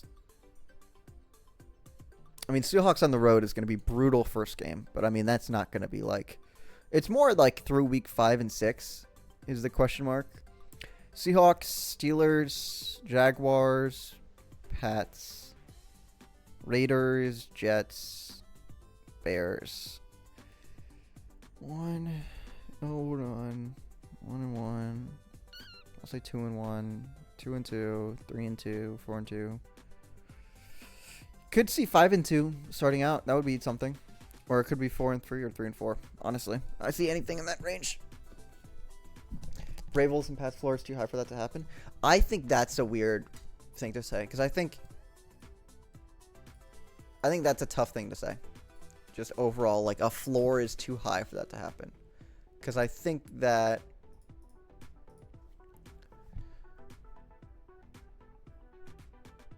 from year to year, especially when, like, changes in leadership, not changes in leadership, but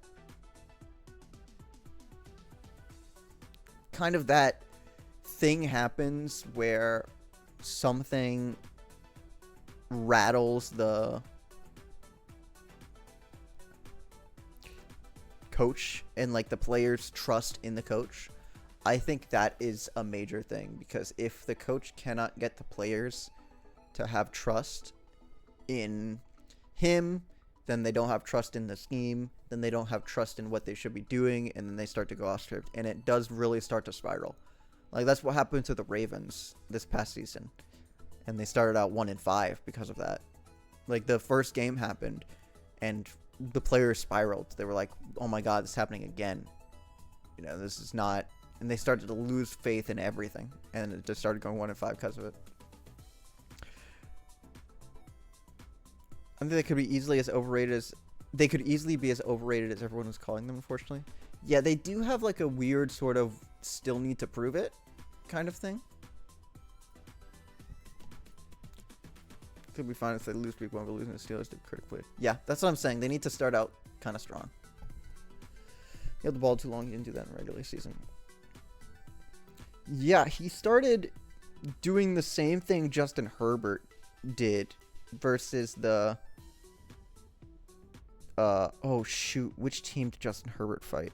fight. Patriots. He literally played the Patriots. He started to do the same thing Justin Herbert did in the playoffs, where he started escaping pockets kind of early, and he started like waiting for routes to develop more to take some shots to gain confidence. It was really weird.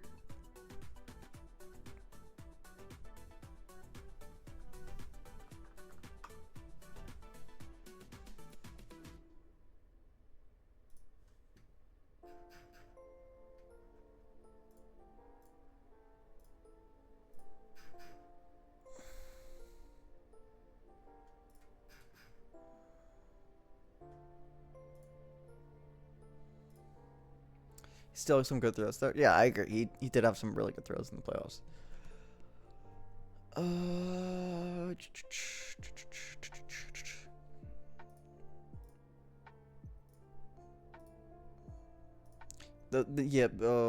He definitely had some trouble fumbling, but he fumbled a lot in the playoffs. That's something that I've noticed a trend in the league happening nowadays. I mean, it happened back then, but I don't think I was really old enough to like understand it. Teams in the playoffs, they hone in on little weaknesses so much that if you don't find a really good way to cover up weaknesses, they will get super exploited in the playoffs. Like, I mean, that's what's been happening in the playoffs to the Bills, the Ravens, the Patriots that happened last year, the Texans, the Chargers. I mean, it all went downhill so fast because of how much you could really, really tell weaknesses were. I mean, the Eagles also, same thing happened. Weaknesses are so easily, not easily, but like so exploited. It's kind of crazy nowadays.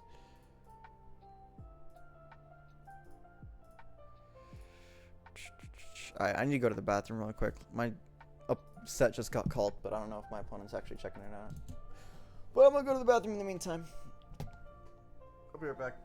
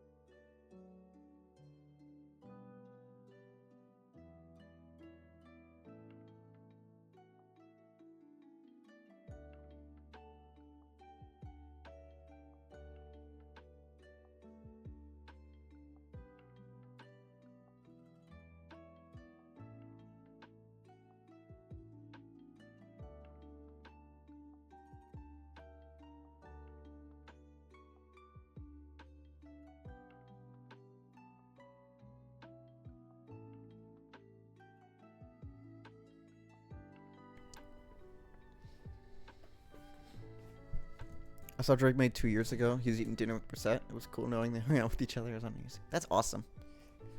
That's sick. I always find it like, I don't know. They always talk about, I've never been inside of an NFL locker room with players in it. And like to see, I've never really seen the camaraderie that they talk about.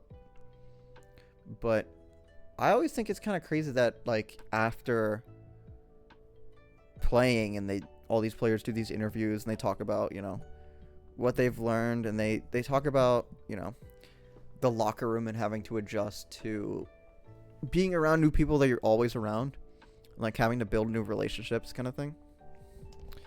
I always find it fascinating. I always think that's a major part of sports, is just how much players mesh with each other.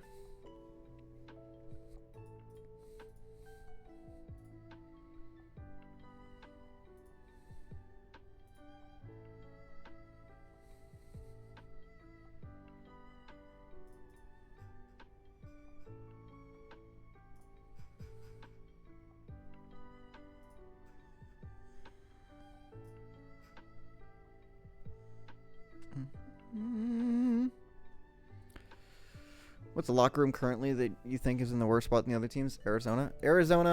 I mean, Arizona is just atrociously bad. The visiting locker room of any stadium is really bad. It's always never great.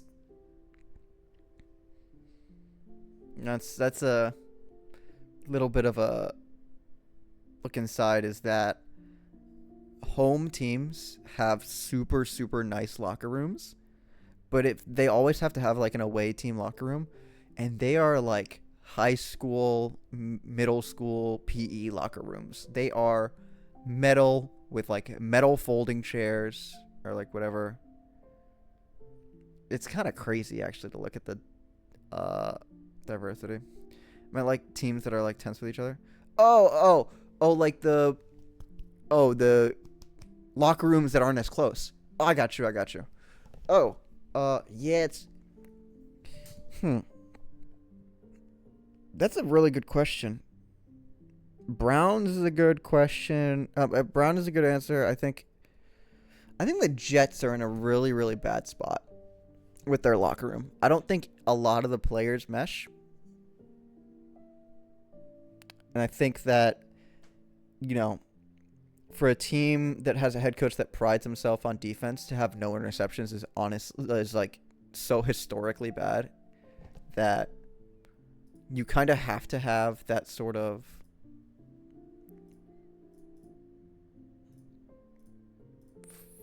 blind faith to be really good, but I don't know if they have that. What's another team that like has atrociously bad locker room drama right now?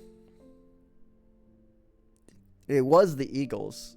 Then AJ Brown got traded.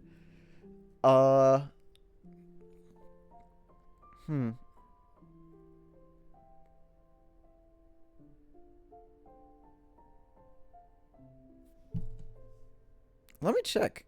I actually don't know. That's a really good question, and I just don't know the answer to that. Eagles were weird as drama for no reason. It's wide receiver drama. I mean, I can describe it. It's very... A lot of star wide receivers, they don't like giving up touches for anything. They want to be pass heavy. They want to be the pass catcher. They would rather be a 1,500 yard wide receiver for a 2-15 team than an 800 yard wide receiver for a 15-12 Super Bowl winning team. I guarantee it. A lot of wide receivers, star wide receivers, will be like that. They want to get their numbers. They want to get their money, which is fair. I mean, get the money that you want, you deserve. I'm never going to fault players for doing that. But that was a portion of the Eagles really having that wide receiver drama and not having... Ooh, I got to be careful with my words because I really do like... Jalen Hurts is a quarterback with a bunch of deficiencies. I think he has this offseason to really showcase his willingness to adjust. But he needs to get better. That's kind of like NBA players, though. Harden never cared as long as he was getting 30 points per game. So many NBA players never won anything. Kind of seems like that, right? Yeah, it's because a lot of athletes, I can't talk about NBA players nowadays because I don't really know the mindset of it now. But a lot of them back then, NIL didn't exist, and so the focus was not on what is the legacy I'm gonna leave behind kind of thing. It's more of, all right, I need security now in terms of financials. And so a lot of them prioritized making more money over winning more things, which is fair. I think that's a fair choice to make.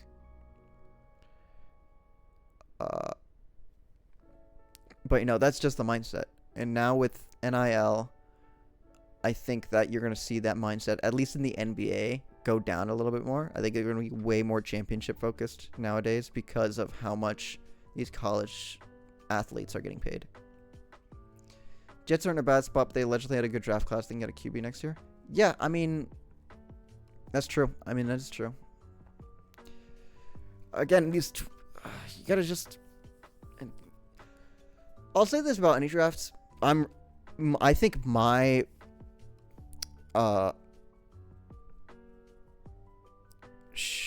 showcase, the best part about me in terms of like football knowledge is my knowledge of what teams are going to do in the draft and like where prospects are going to go. And so the draft is like when I feel like I really can shine as like a football for my football knowledge. I think that the 2027 quarterback class is supposed to be really, really good, and it's supposed to be super deep.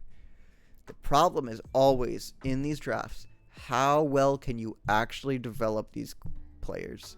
It doesn't really matter how good it is going into it if you cannot hit on them or you cannot develop them properly. It really doesn't. So I am excited about this upcoming draft class. I'm excited about the prospects. I really hope they pan out really well. Jets are in a bad spot. Jets at one point were supposed to make playoffs. Breece Hall, Garrett Wilson, Tay, and Aaron Rodgers. Good bench wide receivers. Braylon was good too. Yeah, I mean, that's fair. I think that Aaron Rodgers on the Jets was... I think maybe... It was weird because in Aaron Rodgers' last season as a Packer, he started making throws that were super uncharacteristic of how he usually makes throws and like where he usually targets on the field. And so it was really, really weird to see that. Just overall. He turned 40. That's true. But he started like targeting he started targeting parts of the field that he doesn't usually do, which is like what Aaron Rodgers was the best at. So he went to the Jets. Then he tore his Achilles. And then at that point, he's like, all right, he's like 40, 39, 38, something like that. He tore his ACL. He already had a down year. I didn't expect much of anything from Jets Aaron Rodgers, I'm going to be honest. Even as talented as they were, as much as I like Garrett Wilson as a wide receiver, as much as I like Devontae Adams and Breece Hall, I think all four of those are really, really good players. I did not think Aaron Rodgers was going to take them anywhere close to the promised land. Jets are in a bad spot because they have bad staff and no way to instill confidence in their team. Exactly. Yeah, that's what I'm talking about. Plus, I don't believe they can make their players good, like you said. Yeah. He turned 40. It's not surprised that when players leave the Jets a lot of the time, they become magically a lot better. That's true. It's that MetLife turf, man. It is. I don't care if Brady would have won with the Jets. 2020, 26. Ooh, what's the year that I think Brady was like in his super prime? 2015 to 2021, Brady could have won with any team. I'm going to be completely honest. He could have won with literally any team. I think Brady was just that good. He was such a big elevator. I think 2022 was when he really started to fall. Tampa was pretty good. That's what I'm talking about. I think the first 2 years of Tampa was good. Then after that, some stuff happened. Not the Cleveland Browns. I'm sorry. The Cleveland Browns are not going to be amazing. I'm so sorry. They're not going to be good. I'm not going to feed you similes. Hi, Vanilla. How are you doing?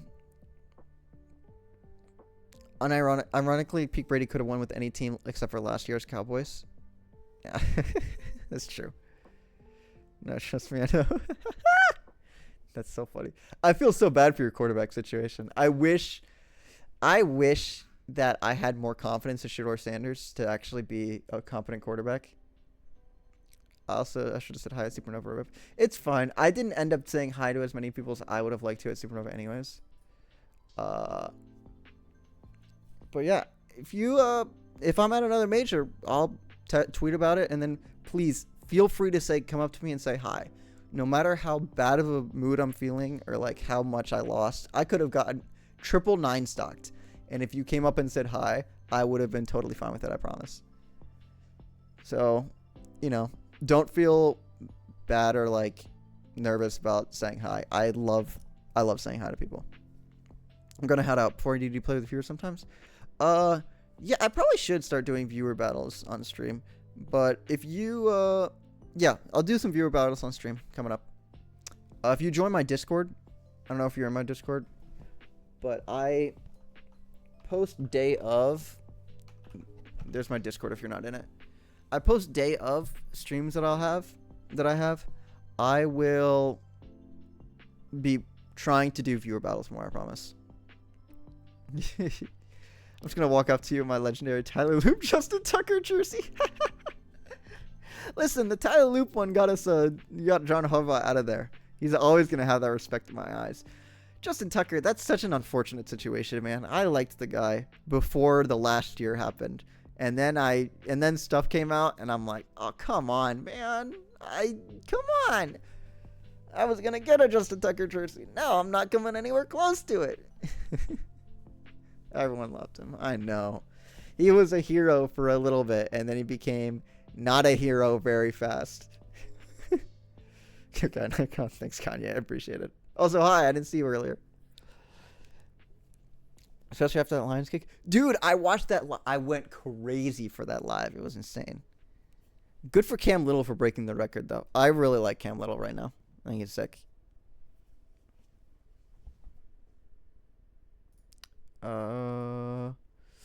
I'm probably going to face a Robin.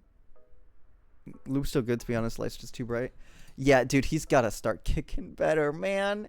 I want to like Loop so badly, but he's got to start making some kicks. He really does. Told my father, by the way, if he hits this kick, it's the record. Then he hit it. And that's the whole story. Actually, we weren't that excited, to be fair. That's fair enough. That was when we were 2-0 and we were 2-1. Oh, 1-1. And it was between going 2-1 or 1-2. And I was like, literally, I did the same thing. My mom was sitting right there, and I said, Mom, if he hits this is the record and we win the game. And it bounced off the crossbar, and I went, oh no! And then it went in, and I went, oh yeah! Everyone was freaking out to not lose to the Lions, though. Yeah, I mean, it would have been a massive. From what I remember from that year was just very tumultuous at the same time.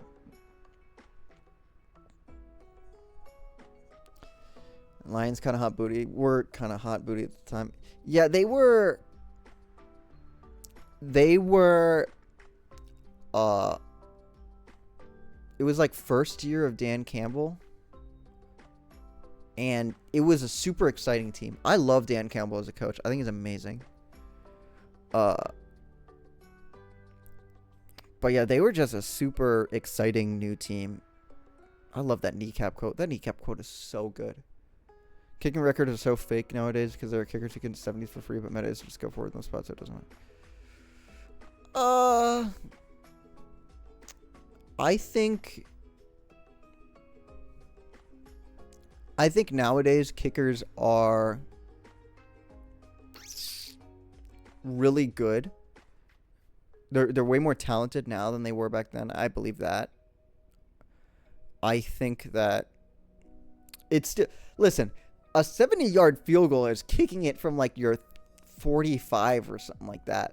It's still insane. It's still kind of crazy. It's hard to be like, it's kind of meta to go for a kick at the 45-yard line. At your own 45-yard line. It's hard for any coach to be like, yeah, unless you have massive confidence in your kicker. Would have been broken by the Cowboys, but couldn't stop scoring touchdowns. Dude, Brandon Aubrey is due for a record-breaking kick. I cannot believe he hasn't gotten it yet. Touchdowns in Dallas must have been from the visiting team. Dude, do you know how much... Oh, shoot, sorry. Somebody is streaming the other set. Let me just watch the stream really quickly just so I know who is... who I'm playing against.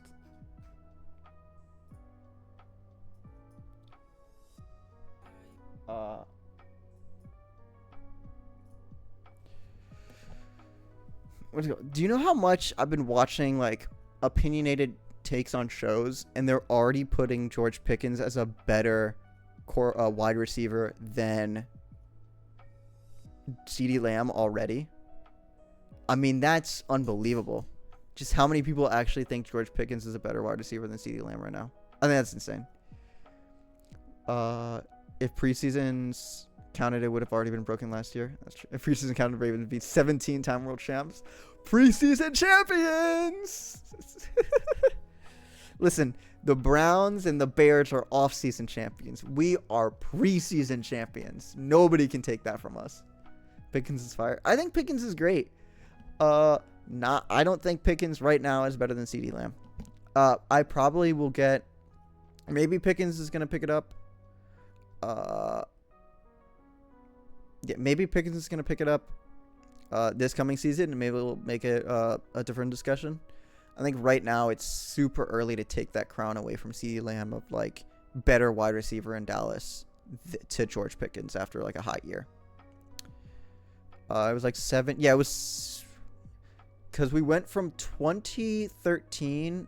It was like 8 years in a row because we went from 2014 to 2021 without losing a game. Yeah, it was 8 years. Because the 2014-2021 season is like 2 different ones. Steelers had so many diva wide receivers. Yeah, dude, it's insane. They're really good at... I was watching Urinating Tree talk about this. The Steelers are really good at picking super talented wide receivers and then getting out of their contracts and getting out of the situation before they turn nuclear. They were very, very good at identifying when stuff was going to go downhill. And I think that is insane. They were just super good at doing that.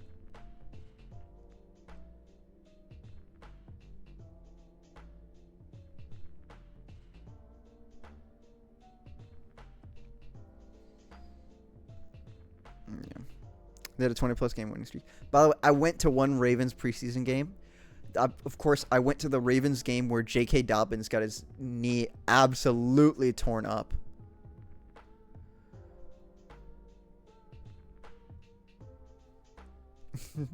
And then I didn't go to a Ravens game for a long time after that. And then I went to the Ravens game where Lamar Jackson faced the Broncos, got tackled on the first drive, slammed his knee into the ground, and then didn't play for the rest of the season. That was so the only Ravens game I've been to. Major players have been injured. Stay home. I know, dude. I know. I want to go to another game so badly, but I don't want some people to get injured. Juju and Chase Claypool weren't that bad. Juju was a scenario in which just he was a diva and gave players, like opposing players, too much ammunition and like too much bulletin board material, which does matter. That was the problem with Juju. Banned from M&T Bank, not just M&T Bank Stadium, actual M&T Banks. I'm just banned from uttering the word Ravens. Chase Claypool was somebody who just seemed like a diva outside of the, like in the locker room kind of thing, more than Antonio Brown or Deontay Johnson.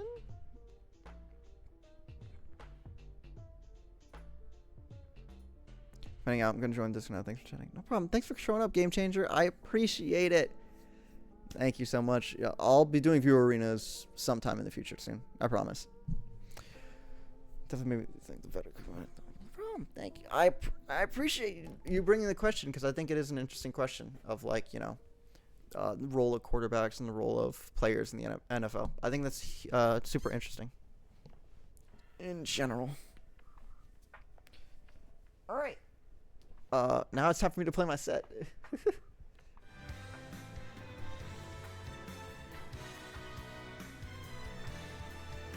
This one actually still bad for me though. I can't generally can't sleep a minute or Jones. Thank you. I appreciate it. You too, Game Changer.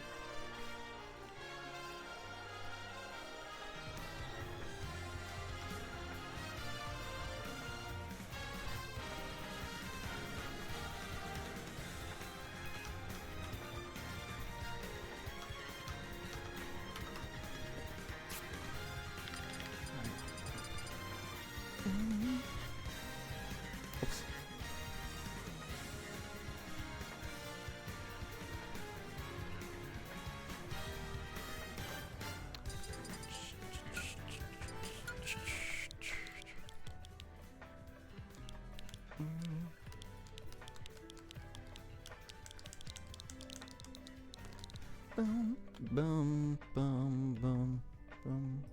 Whoops. Oh my god, I almost just ended stream. Whoops. That would have been a disaster.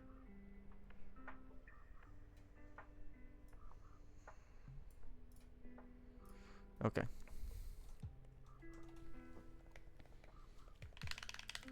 Okay. Okay.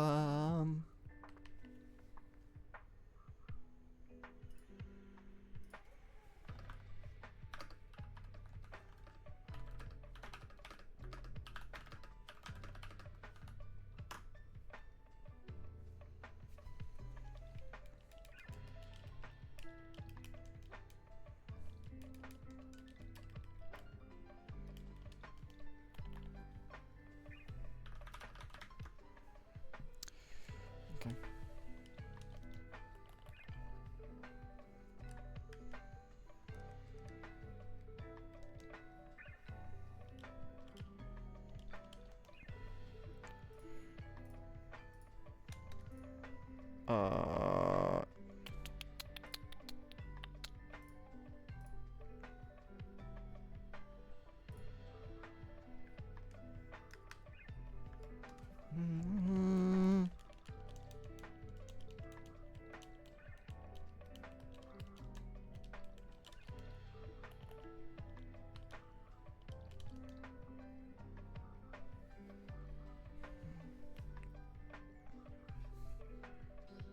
Okay. All right. Sick.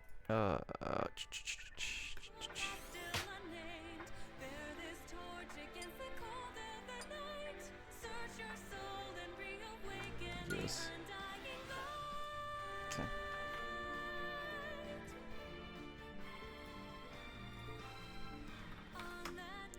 Okay.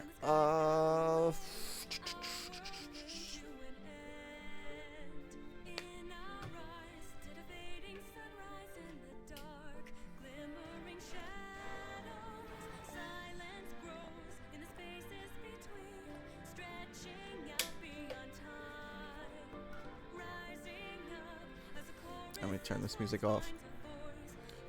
Okay. Let's see how we do.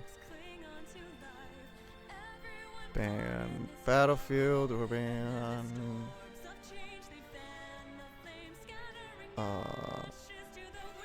small.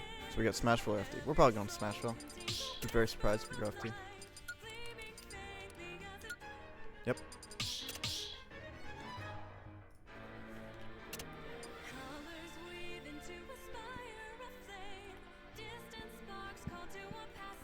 Oh, they have the lag delay mod. I don't know why they didn't say they just didn't have the delay mod. Alright, whatever.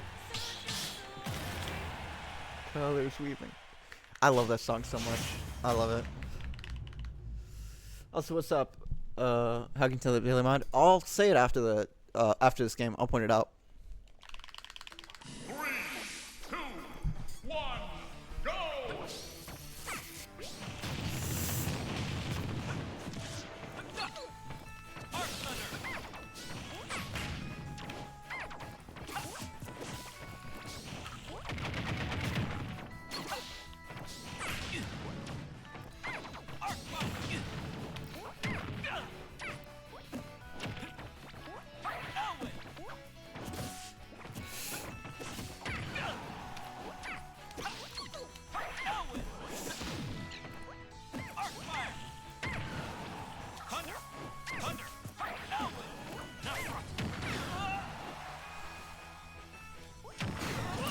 Nice.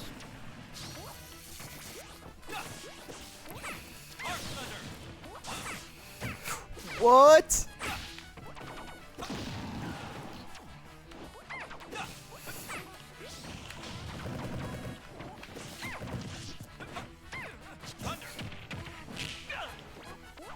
Holy jump habit. Yeah, I saw that too.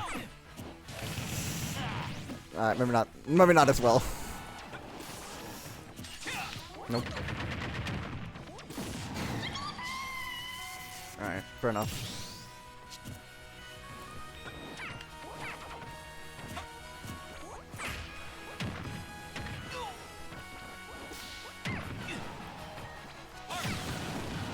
I'll take it.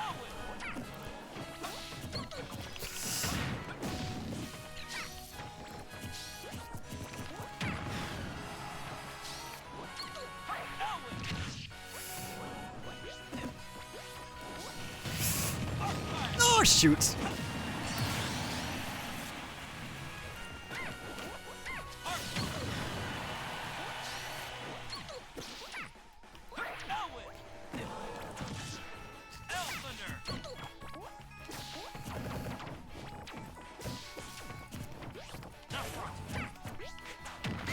I'll take it.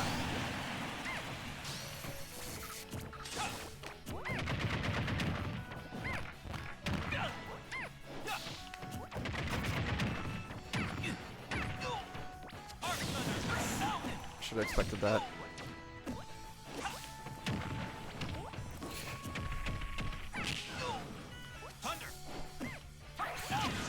Really?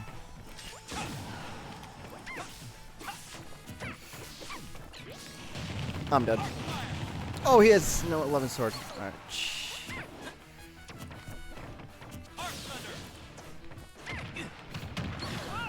Woo! I got hella lucky that he had no 11 sword. Oh my god. Whew.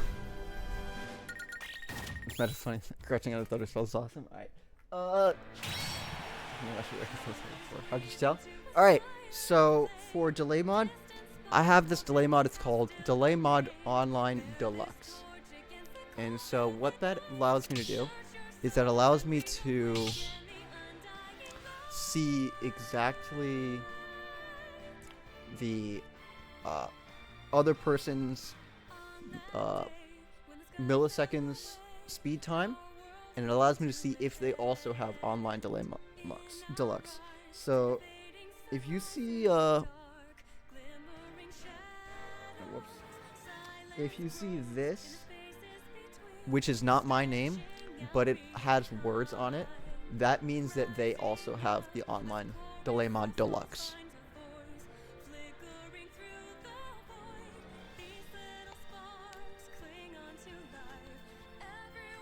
So I can see if they have at least my version of the delay mod. I hope that helps. Oh, we can tell in arenas? Yeah, I can only tell in arenas.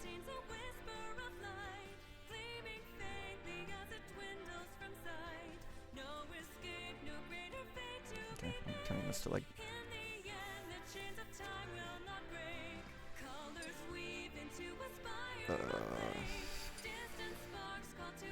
Quick play free for all? I can't tell in free for all, but also, or quick play. But to be fair, I don't use my modded switch in quick play. I use a regular OLED switch for quick play. I don't like to use delay mod.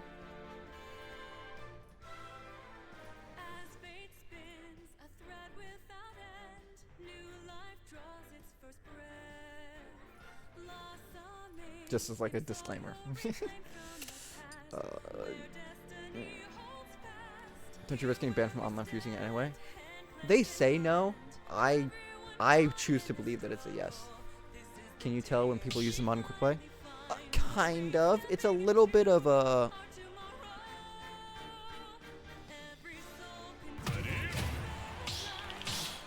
It's a little bit of a mixed bag. Kind of, if you can tell or not. Sometimes you can, sometimes you can't. You'll see it, like, it's that pause in the... I feel like people who use in quick play say no. They're lying. You can sometimes tell, sometimes you can't.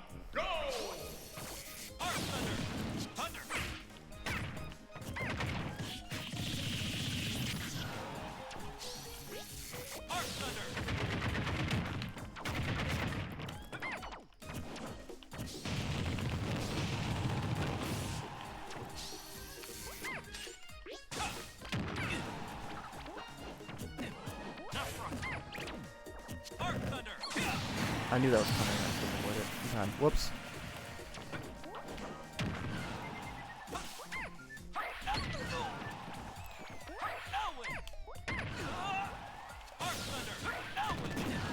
That was a really good placed neutral B.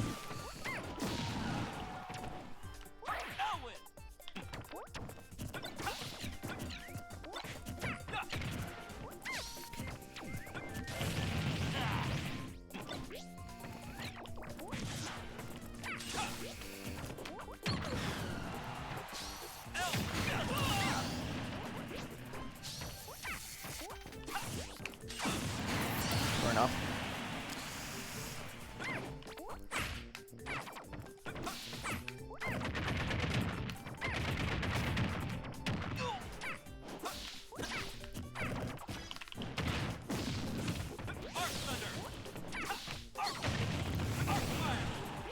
Kind of surprised that I didn't priority through that.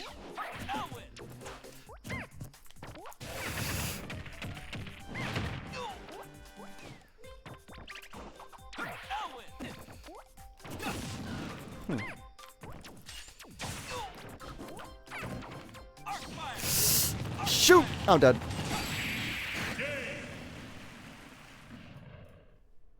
It seems our fates are joined. Thinks I'm shielding some movements and suspects a little bit.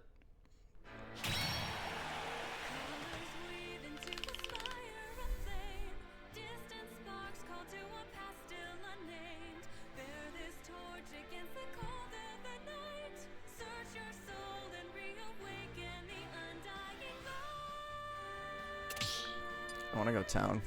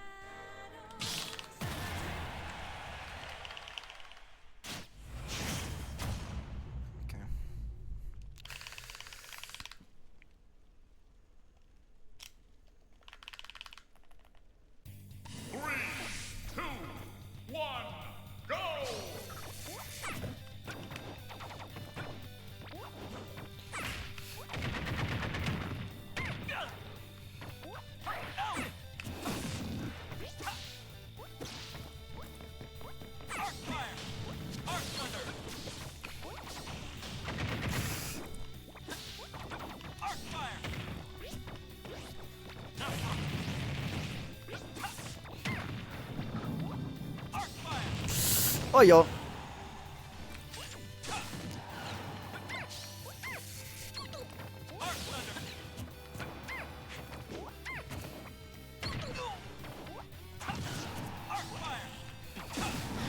Okay, fair enough.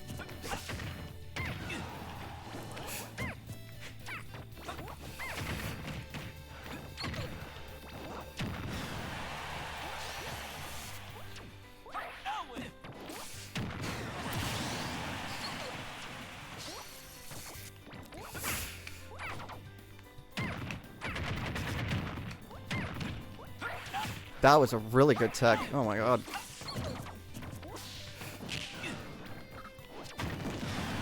I'll take it.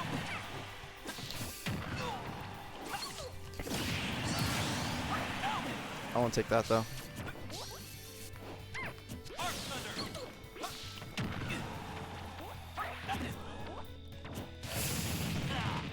That was dumb of me.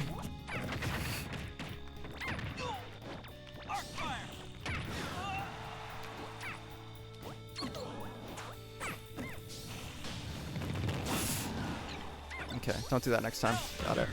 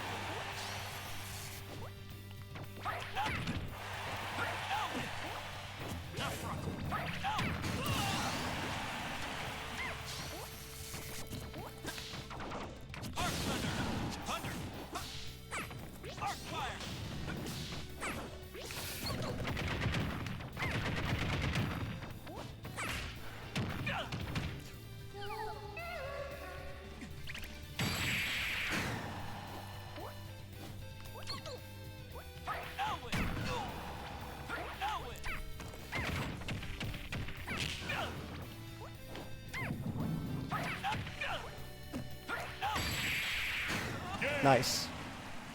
Huge. Wow, that was a really good sequence. Jigglypuff wins. Whew. What's up, Bruce? How you doing? Gosh, I haven't seen recovery a little bit, yeah.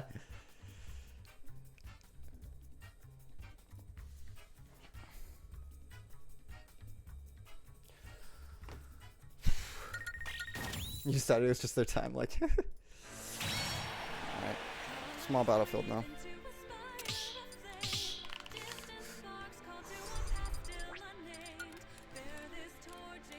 Nope, wrong one.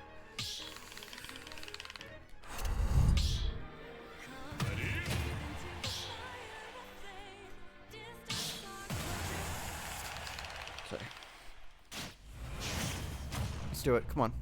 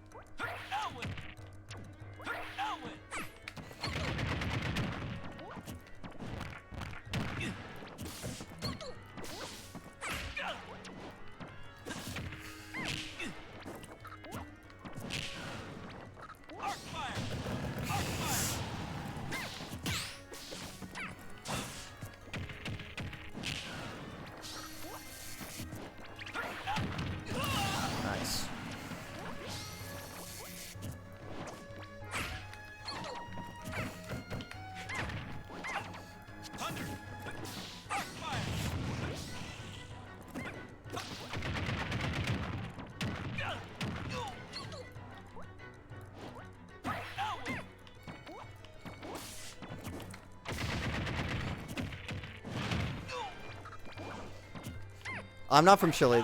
My opponent's from Chile. I'm from Maryland. But yeah, I'm the Jigglypuff.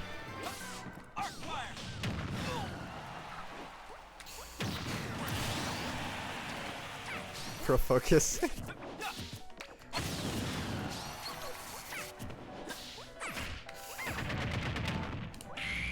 No way. What? Oh, it's backwards? Oh, sorry, my bad.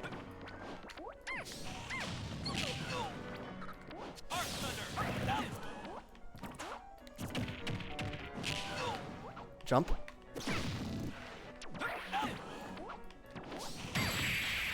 Nice. Sick. Nice. Alright, sick. GG's. It's not backwards. I can tell what they meant. They meant like the top two. The player 1 and player 2 weren't the same thing, which is fair. I mean, that's fair.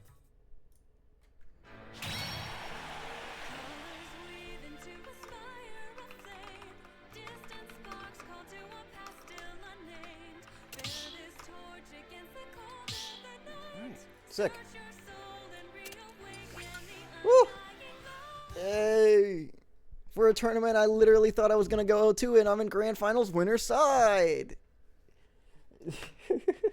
I literally thought I was going in 0-2. I cannot believe Robin Dare hits that far in front. Yeah, a little bit. It's Robin Levin Dare, which is a little bit different. But yeah, it hits a little bit in front. Oi. Yay! We did good. Definitely made up for that F smash knock. Oh, dude, I cannot believe that F smash did not kill. Are you kidding me? That was the frickin'. Oh, that was the frickin'. Kill screen knockback. Oh, that's so annoying. If it wasn't kill screen, I would have got it. Dang it. Oh, that would have been so good, too, because I had a nice thing. And I did not want to go for up air rest. That was not a good... I did not want to go for up air rest at any point in time. But yeah. We here.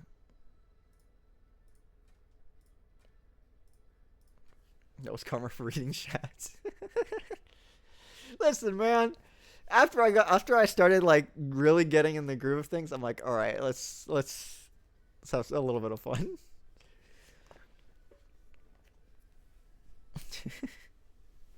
Oi. Robin's actually fun. I love fighting Robin. Robin's very fun to fight. How you doing, Bruce? It's been so long. I'll say also. Sorry I didn't say this before. Hi Huarachi. Huarachi. Thanks for showing up the stream. I really appreciate it. I didn't say that before. That's my bad. I'm good. Still, you didn't tell me you're going to Supernova. I actually believe I did say it multiple times on stream and on Twitter as well. I believe I said that. But to be fair, I did not do well. I didn't do well. I did great in doubles, though. I'm not on Twitter like that. That's fair enough. I feel that. That's fair enough. I should have announced it on Discord. Somebody was bringing it up to me that I just wasn't. I think it was Fee. Fee was bringing it up that I just don't use Discord announcements that often, which is fair. I should use Discord announcements more often. I just am always kind of iffy about using them because I don't know what's good to what is it called? Good to announce. ISD to make it out of pools lose side. Aw, at least he made it out of pools. Same curse, different tournament. True, that's fair. That's fair. What is it talking about? I lost to Amir the Luigi, who's like insanely good. But oh, that's brutal. Oh, that's very brutal. I get you now. That sucks.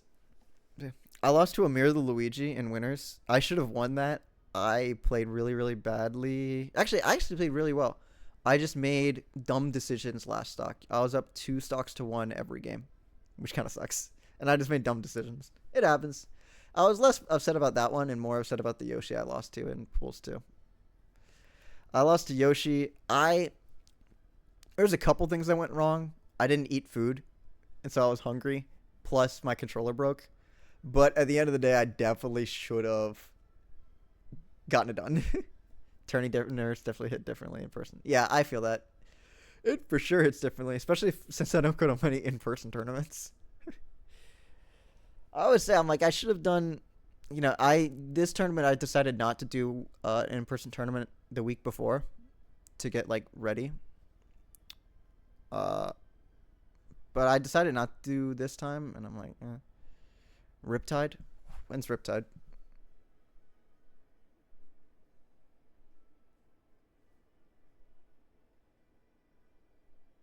September 11th? Definitely not. No way. No way. There's no way.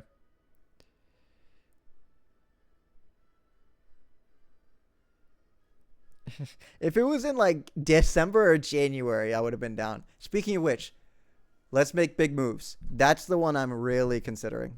Let's make big moves is the one I'm really, really considering.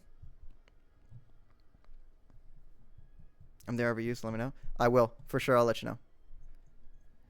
I probably might make a decision about it in like a month or 2. But yeah. It won't be that hard to do it. I'll just Amtrak it and then just stay in the hotel. I'll buy you halal. Ooh, that sounds awesome. I'm down for that. Hopefully the cyclospora thing goes away, in which I can like actually eat vegetables outside now. I'm so scared of eating vegetables. I don't want cyclospora. I don't want to end up like Cody Schwab.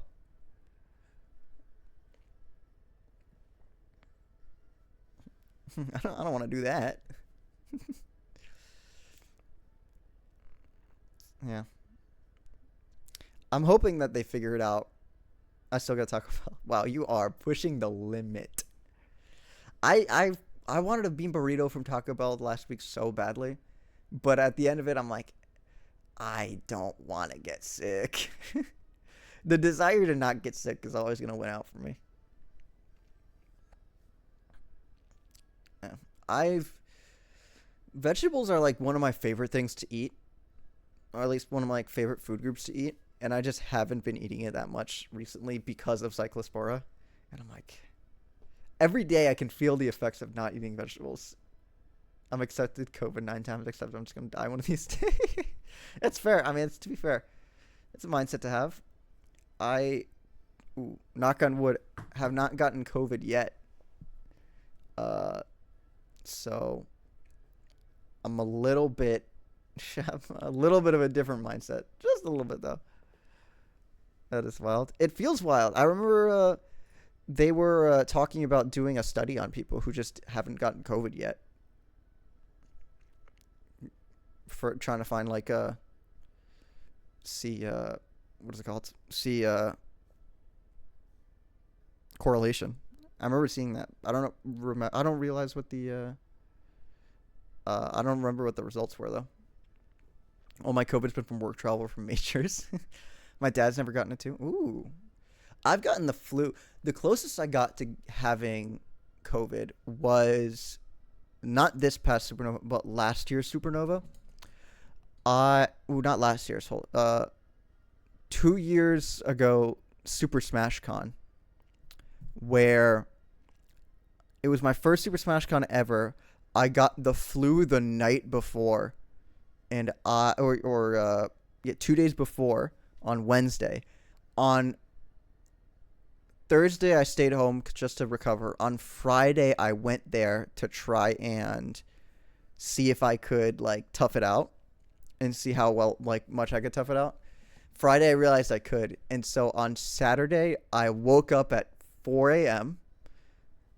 I thankfully was not coughing. I took about a quarter bottle of Dayquil. I did Neilmed, like nasal sinus rinse, about 3 times, and I went to the tournament. And it was the hardest tournament setting I've ever had to play in. Was legit feeling like I was going to die while fighting winter shorts. I was going to die. I almost beat winter shorts too. I should have won. I missed a drill rest and I got sloppy. Game 3. If I made that upset, that would have been my crowning jewel accomplishment. Oh my god. I beat winter shorts dying at a major. Round 2. That would have been sick. But alas, next time. There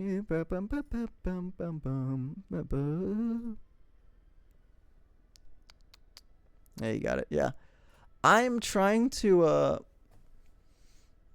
what is it called? Next time he's gonna get sick, then you beat him. True. Next time he's gonna go eat Sonic though. It's gonna be a little bit harder. Actually, maybe that'll make it better because he won't camp. But yeah, I'm trying to I'm gonna be real. My confidence definitely took an insanely major hit after Supernova.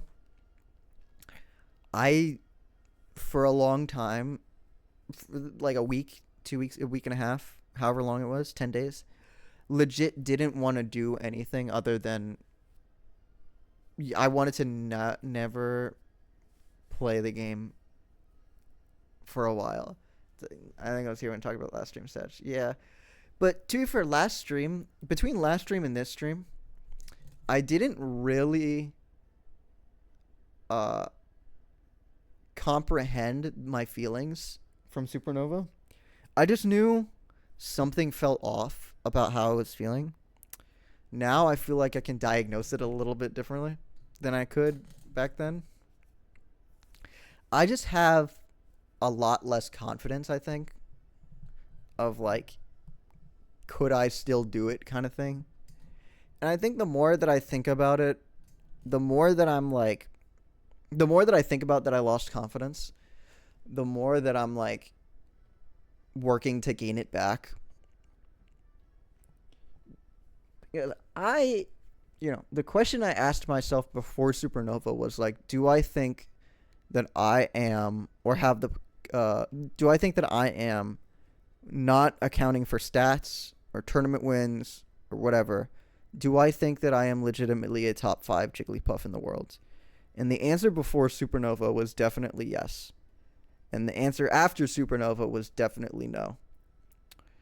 And I think that was once I asked that question to myself, I definitely gained more of an understanding of what was really the problem.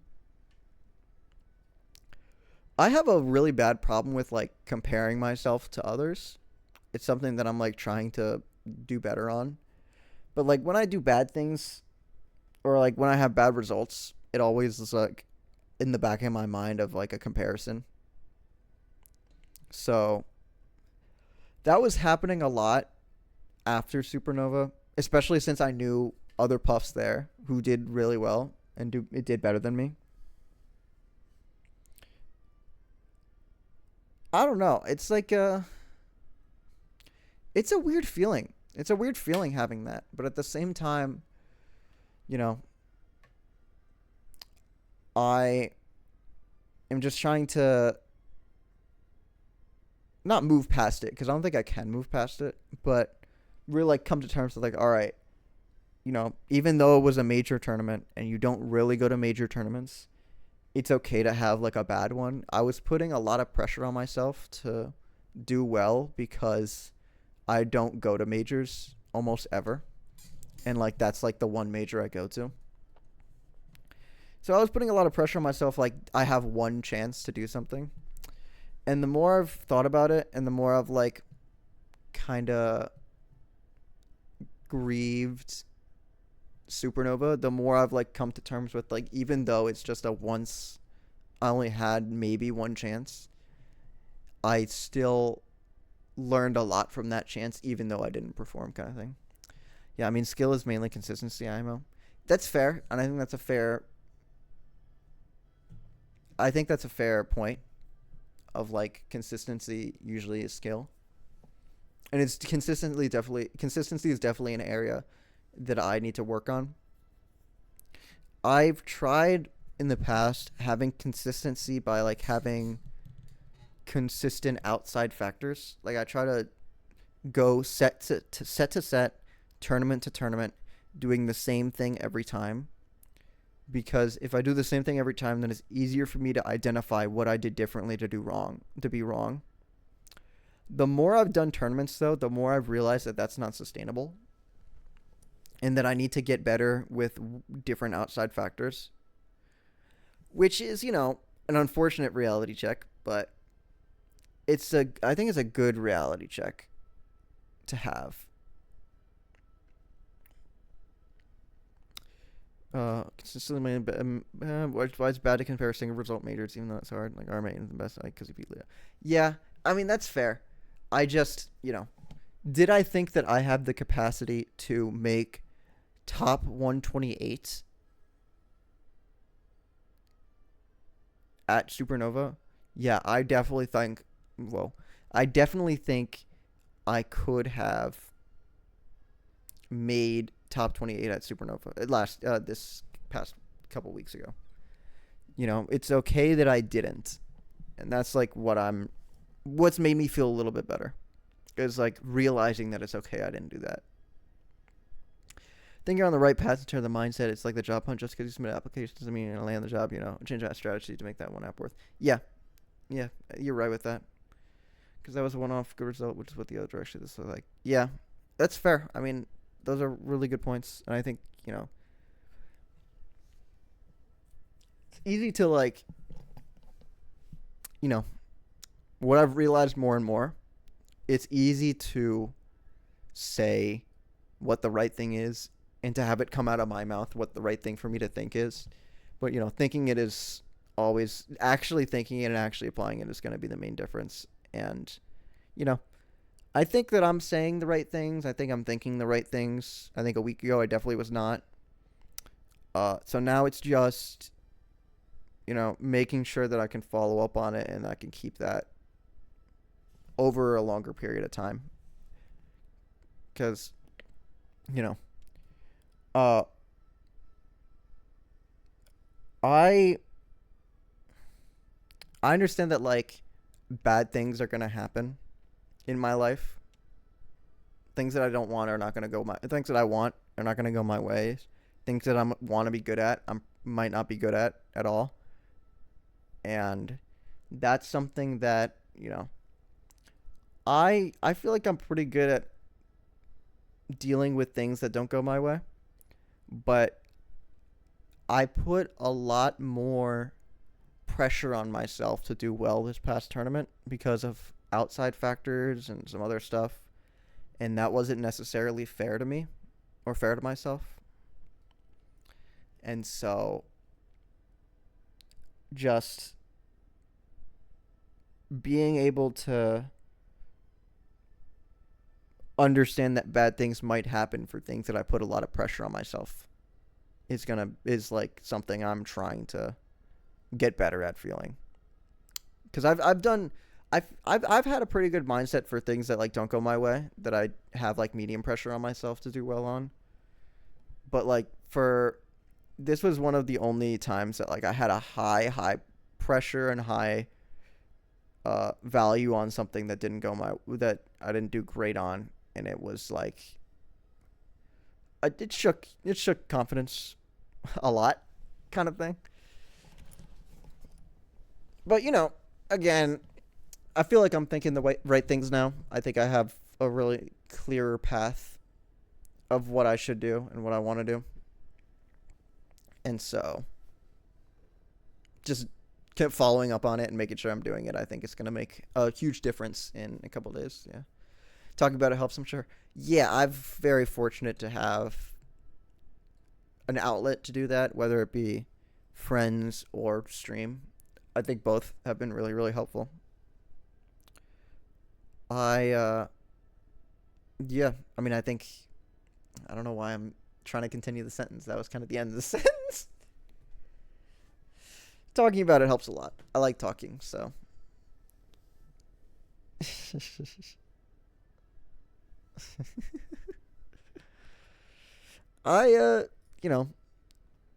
I'm a big talker when it comes to people I feel comfortable with. If I'm not comfortable with them, I won't talk as much, or I'll kind of retreat into my shell a little bit. But, if I'm comfortable and I feel like I'm in a situation in which I should have a lot of confidence, I am this. Let's watch the stream, like the tournament stream, just so I know what's coming up.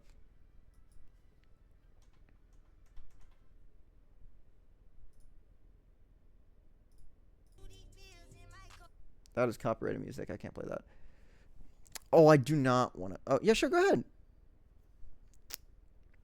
I do not want to fight a Kazuya. Please do not make me fight a Kazuya.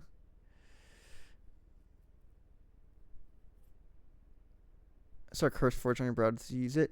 No, I'm trying to get rid of it. I played modded what is it called? I played Pixelmon with my little brother. And I was like, doing it. And I was having fun with it a few months ago. Not a few months, a few months ago. And then I saw that Curse Forge is like I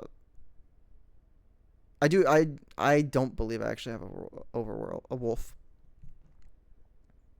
Oh my god, what the hell was that? I've never seen that before. Dare into friggin' Forge Smash?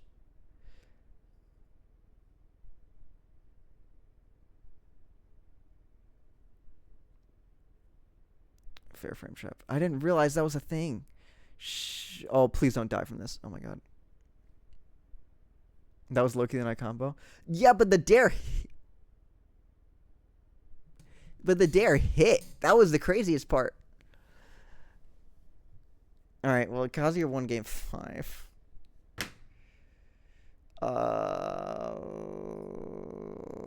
Not great. Alright, it's either this Kazuya or Robin. And I know which one I want to fight. Let's see if have I fought this Kazuya before? I think I have. Mind you, they were like 60-ish. To be fair, they held straight up.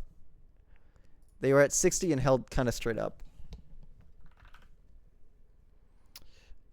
Because I think they were trying to jump out of it. Excuse me.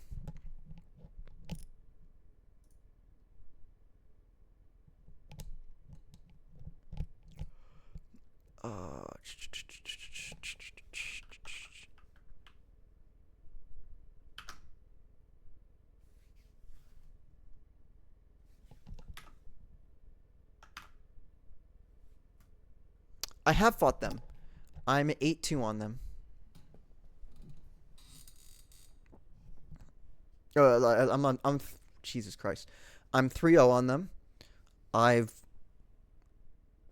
won 8 games. They've won 2. But that's not any kind of a difference. That doesn't really make much of a difference. It's freaking Kazuya can kind of kill me whenever they want. I'd get you if it was just like an up smash. That's the... That's just a thing that hits the entire universe above and below. Listen, I agree. I don't like Kazuya at all. I think plus invincibility. I agree. Listen, I agree. I'm there. I'm right there. Just gotta play devil's advocate a little bit. I gotta be fair. A little bit fair. It's late and I'm tired. It's late. It's fair. I should probably play some music so it's not just me in the freaking quiet. Alright, good luck, good luck. I need to sleep for work tomorrow. Alright, appreciate it. See you, Bruce. Thanks for coming.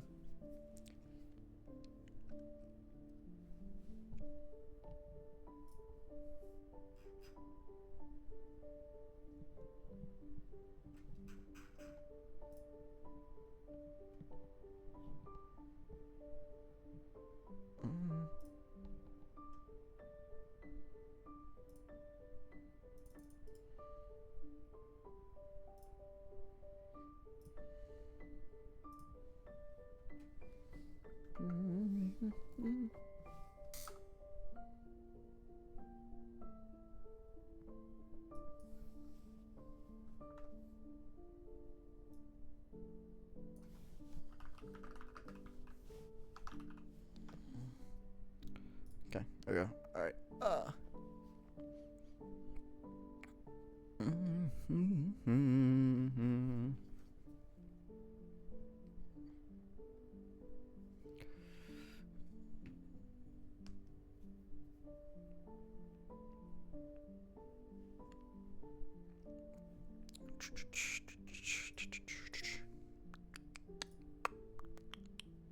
Hey.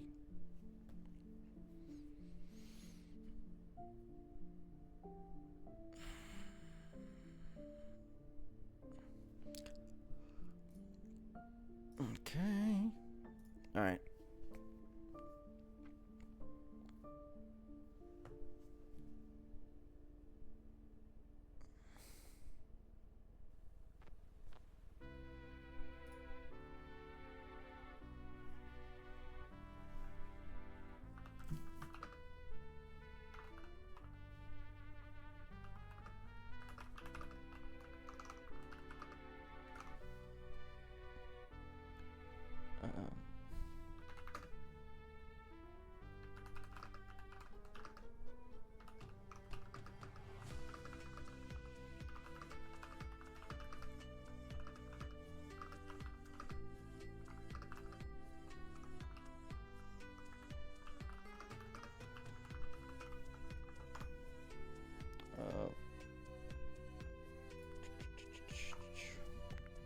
Okay.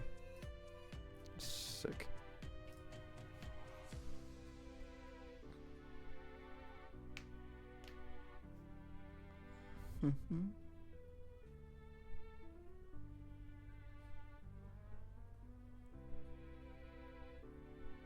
Oh my god.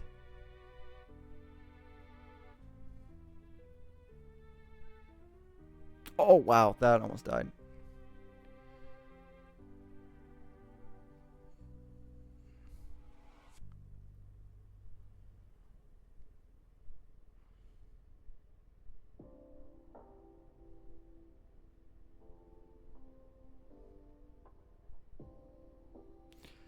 Nice. Nice forward smash.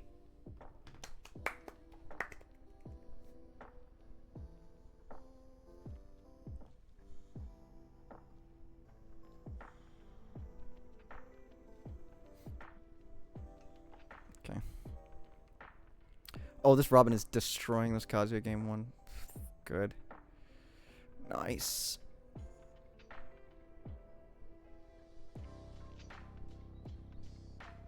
Okay. Well, that's game one. Alright. Maybe I should take the chat off. Just in case. Just in case something happens.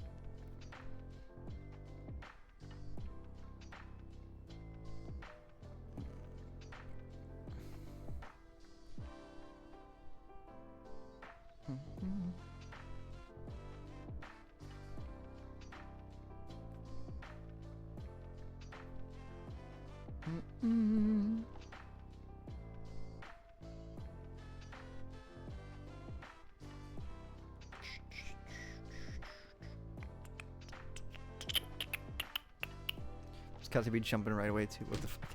Yeah, a little bit. Jumping a little bit. Not even up B first. Really get a little bit of a jump habit.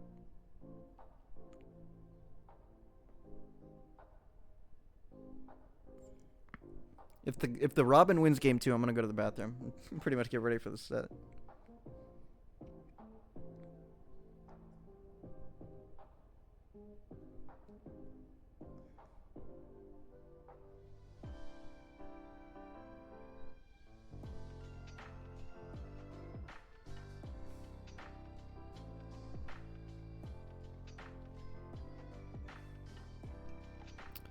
Alright, let's see it. Jump habits are so Wi-Fi code. I'm just a hater.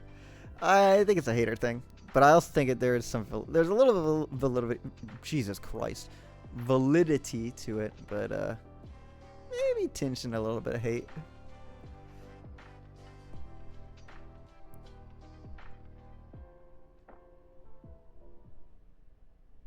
Oh my God.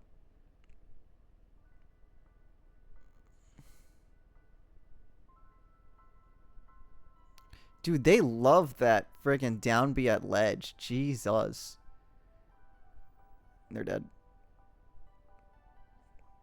Yeah. That's super easy to hit. If you hit that second fire, I mean, it's pretty much dead. Habits generally exist because they don't get punished. It's notably harder to punish certain things on Wi-Fi. Fair enough.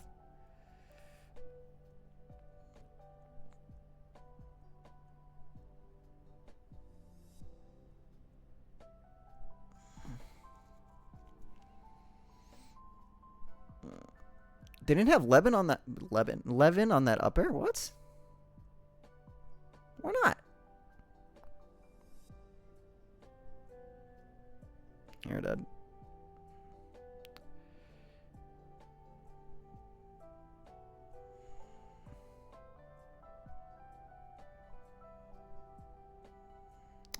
That's...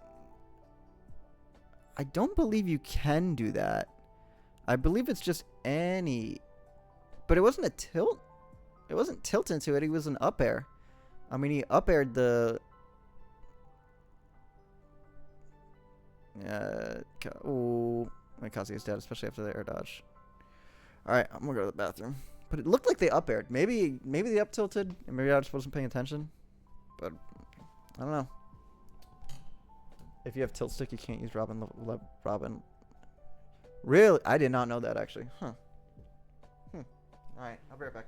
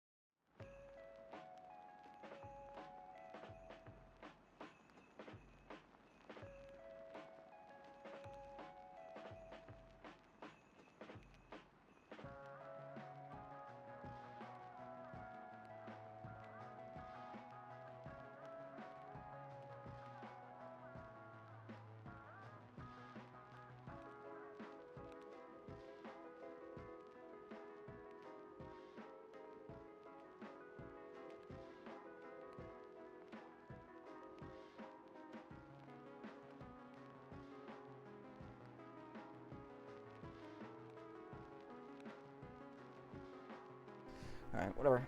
Alright, sick.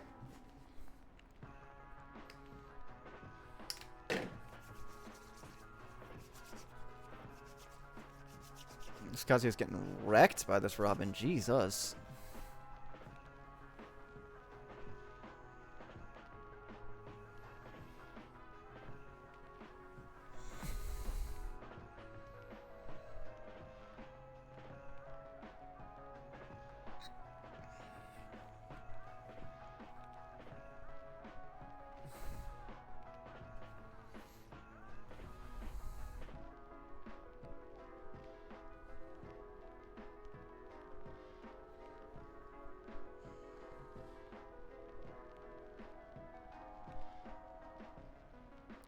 He's gonna jump. He is jumping often. Jeez.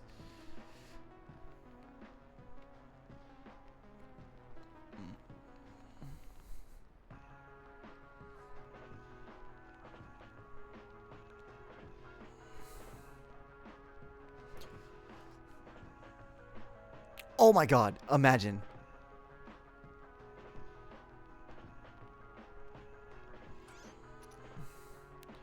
This Kazu's got like maybe one more hit before down B goes away. Or he's dead. Alright.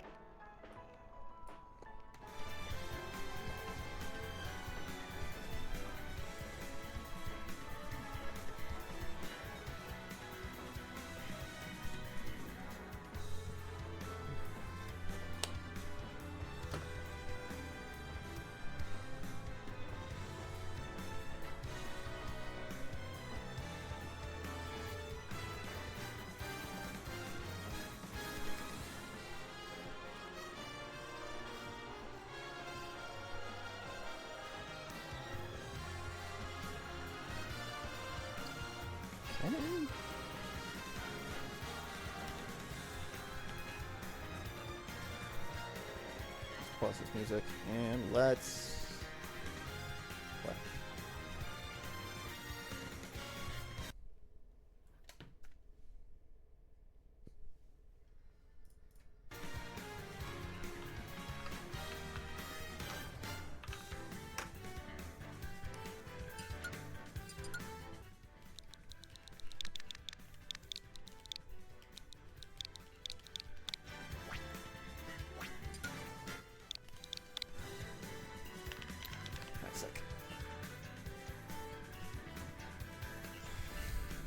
Step into the ring. Colors weave into a spire of flame.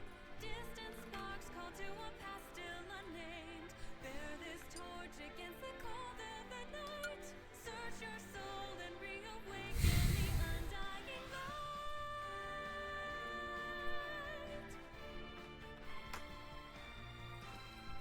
On that day, Okay. when the sky fell away, our world came to an end.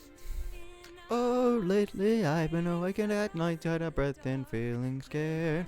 I think I must be under attack, but nothing's ever there. Oh, I try to be the best version of me, so I push all the bad thoughts away. Something sacks in the back of my mind, and I think about it anyway. Flickering through the holes, these little sparks cling on to life.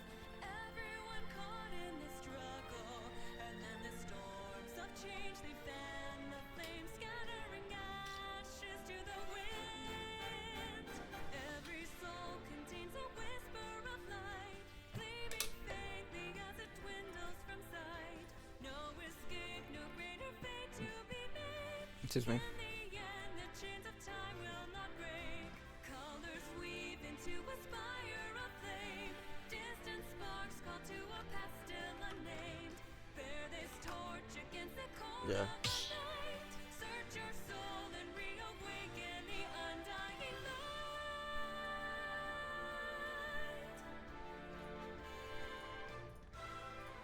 Alright, let's do this. Fate spins, blood without end. Oh, New life draws that's not updated. breath. Oh, it is. Blossoming in a soil There you go. reclaimed from the past, where destiny holds fast. Here where we stand, hand clenched in hand.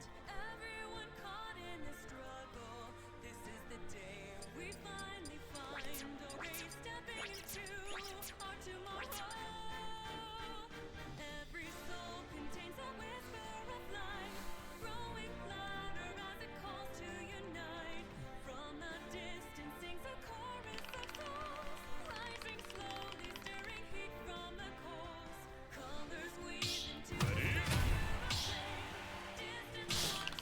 do it. Come on.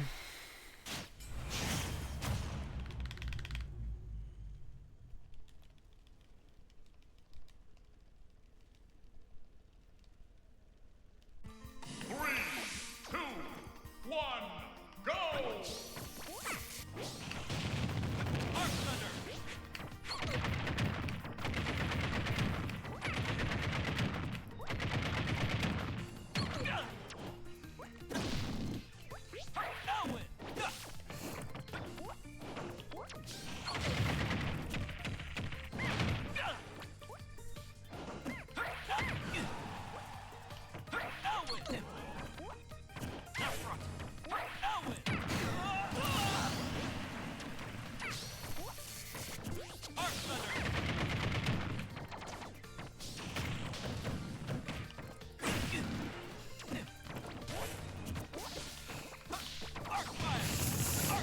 Okay.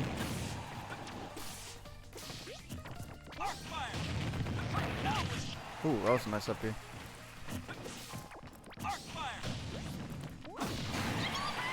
Fair enough.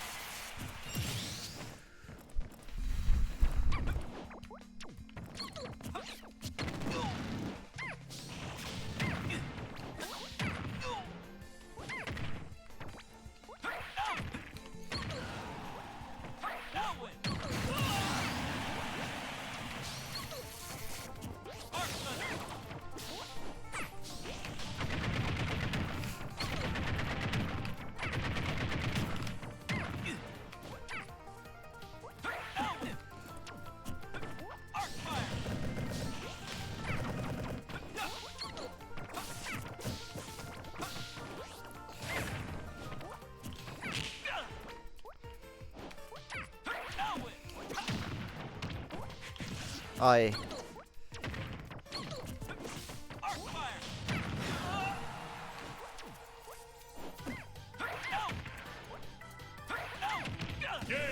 Nice.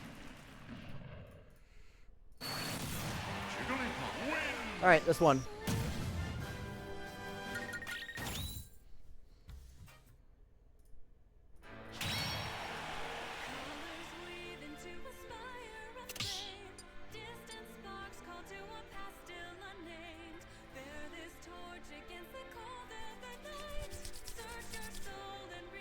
Band Yoshi's and band Hollow Bastion. Those are the two bands I have to do. Yoshi's is available.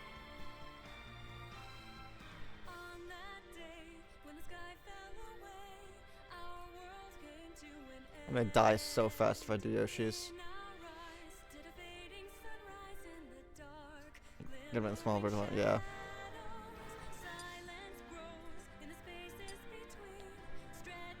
Okay.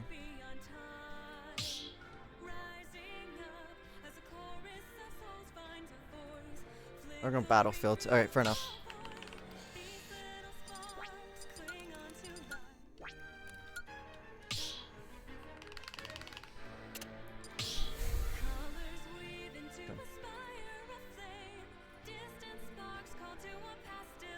We'll swap it because it's going to be like that.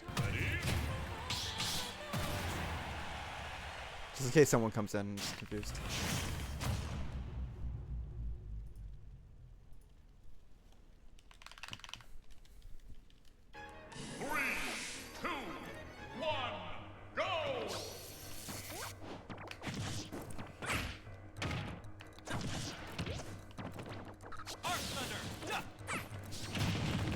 I thought I nailed through that.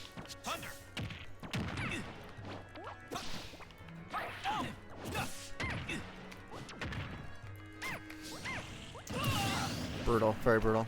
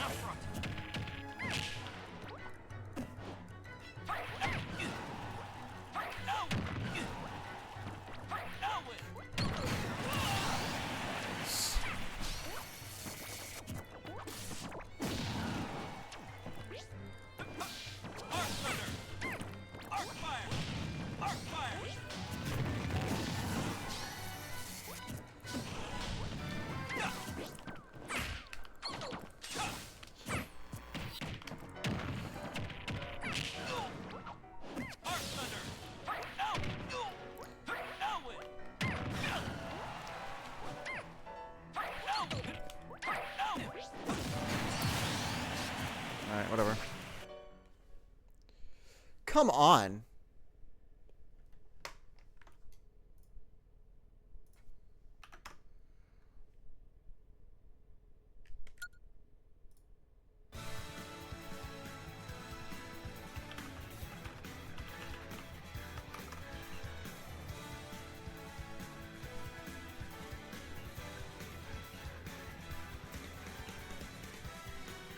Oh my god, the streamer switch bugged out.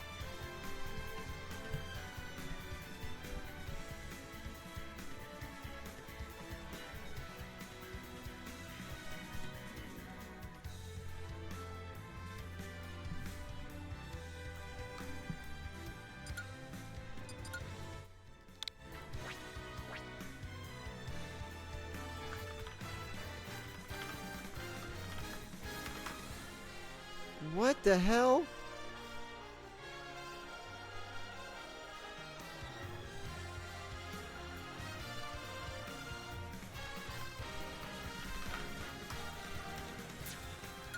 Oh my god. Come on, man. I was doing so well.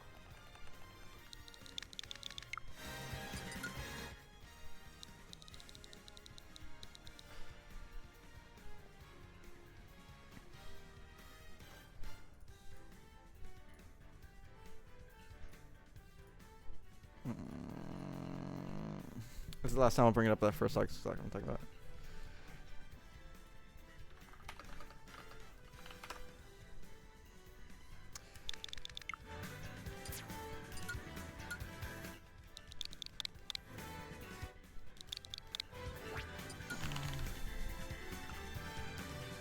Step into the ring.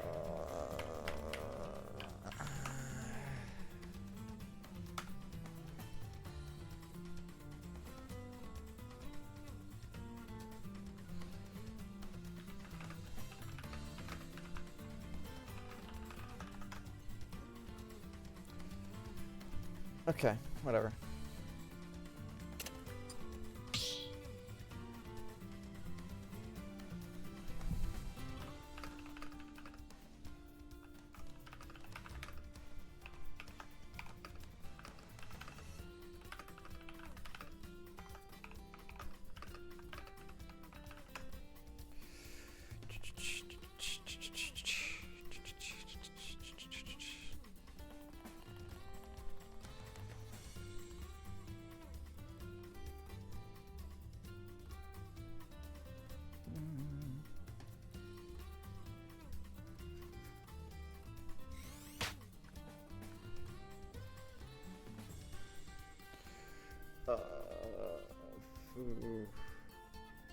I'm down to just...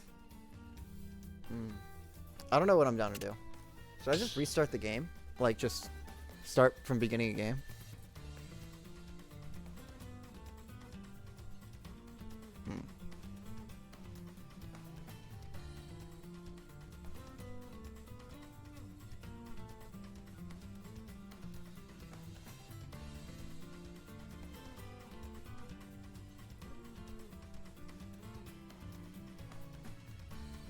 Okay.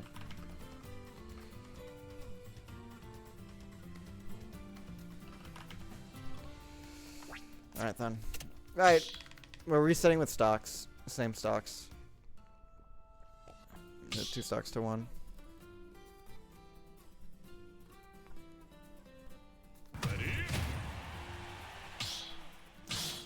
Alright. Whatever. Yeah, I know. I freaking have it right after it. Man, if I just nared and killed him. If I just killed him off stage, it wouldn't be this problem. Okay. 3, 2, 1, go!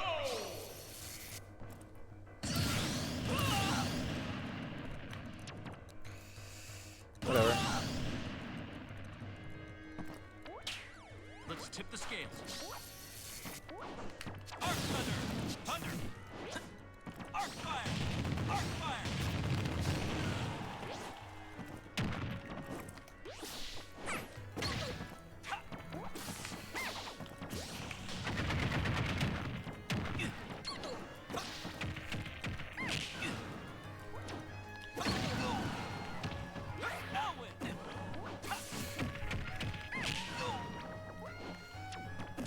Arc fire. All right, whatever. I still got it.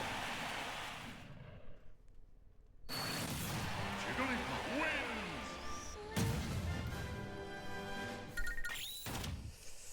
Come on, man. Like, what? Alright, whatever.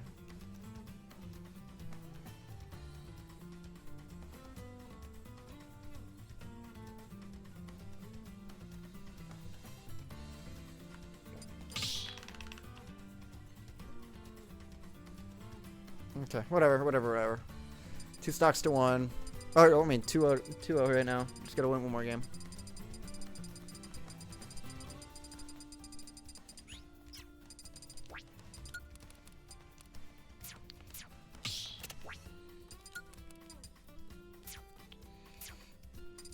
Let's see if Bro's got another layer. Yeah, we'll see.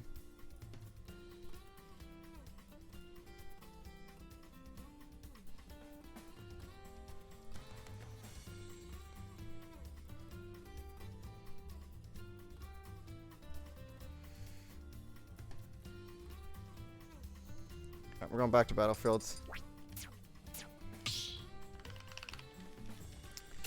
Active plus down smash? It's active enough. I don't know the exact like amount.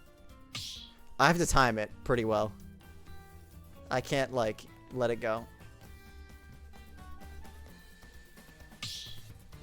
Gotta find out. That's true.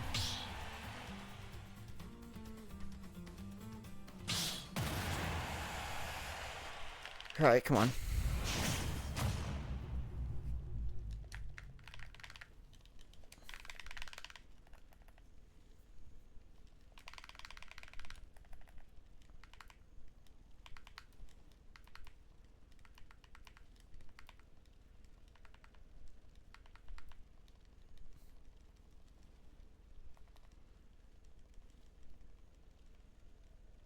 Just take forever, Jesus.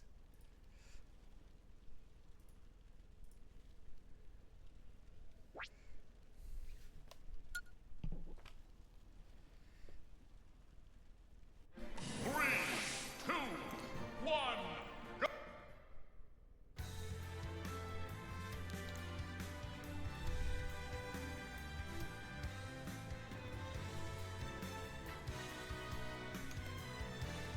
My arena crashed.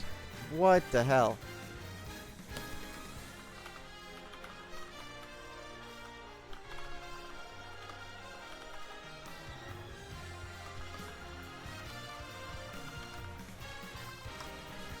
Oh wait, do we put it to 3 frames? I didn't notice that.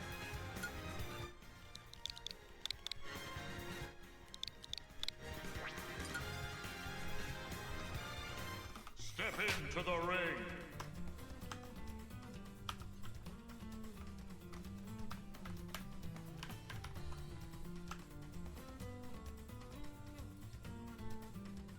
Plus, oh, 3 frames. Oh, yeah, I gotta time it pretty well.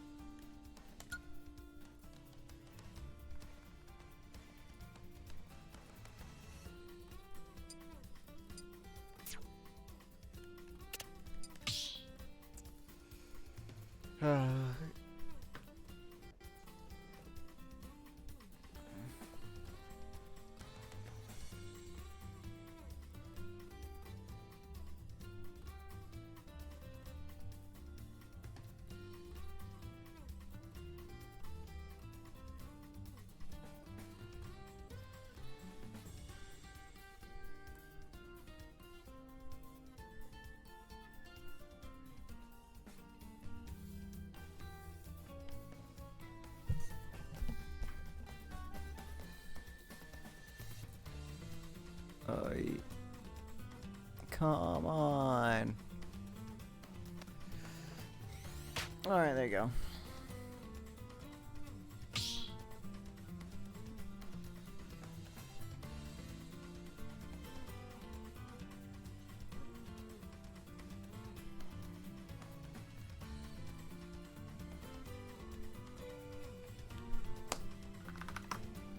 Alright, it's just us two. It's the streamer's Wi-Fi's cutting out. Ready? Question is, why wasn't this happening against the other rounds? It's because it's not me, it's the streamer.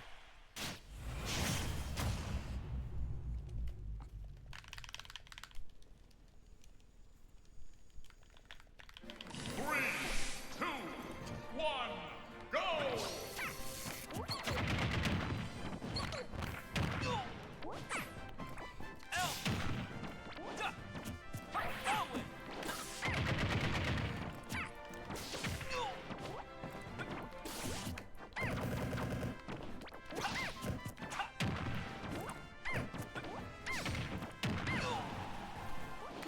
Nope.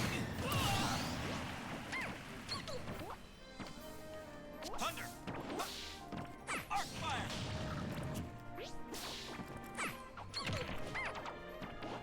Elwin!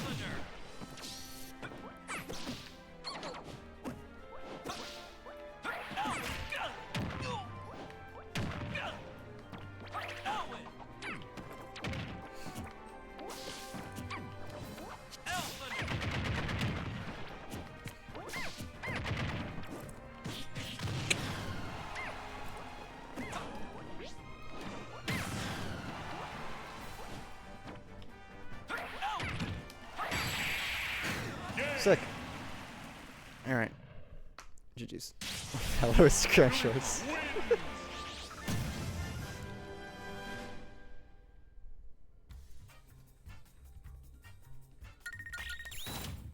Alright, GG's.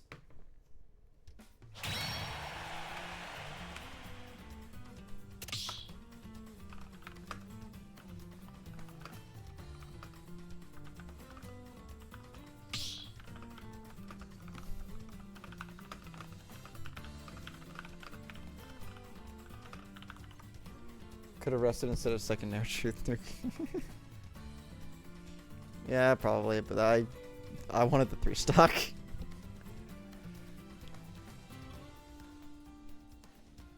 Alright. Sick. Nice. Whee! Also, they can tech that rest if I rest there. Apparently, they can tech that for some reason. I don't know why they can tech it, but they can. Alright, we won! Yay! I came into here thinking we would go 2, but we won without losing a set. Pretend like they can't, that's true. Woo! Yay! Raise the roof! Alright, it's a lot less exciting when that kind of thing happens in Grand Finals. But listen! We won. That's all that matters. I think, right? Was number 1 seed they can go to? Honestly, yes.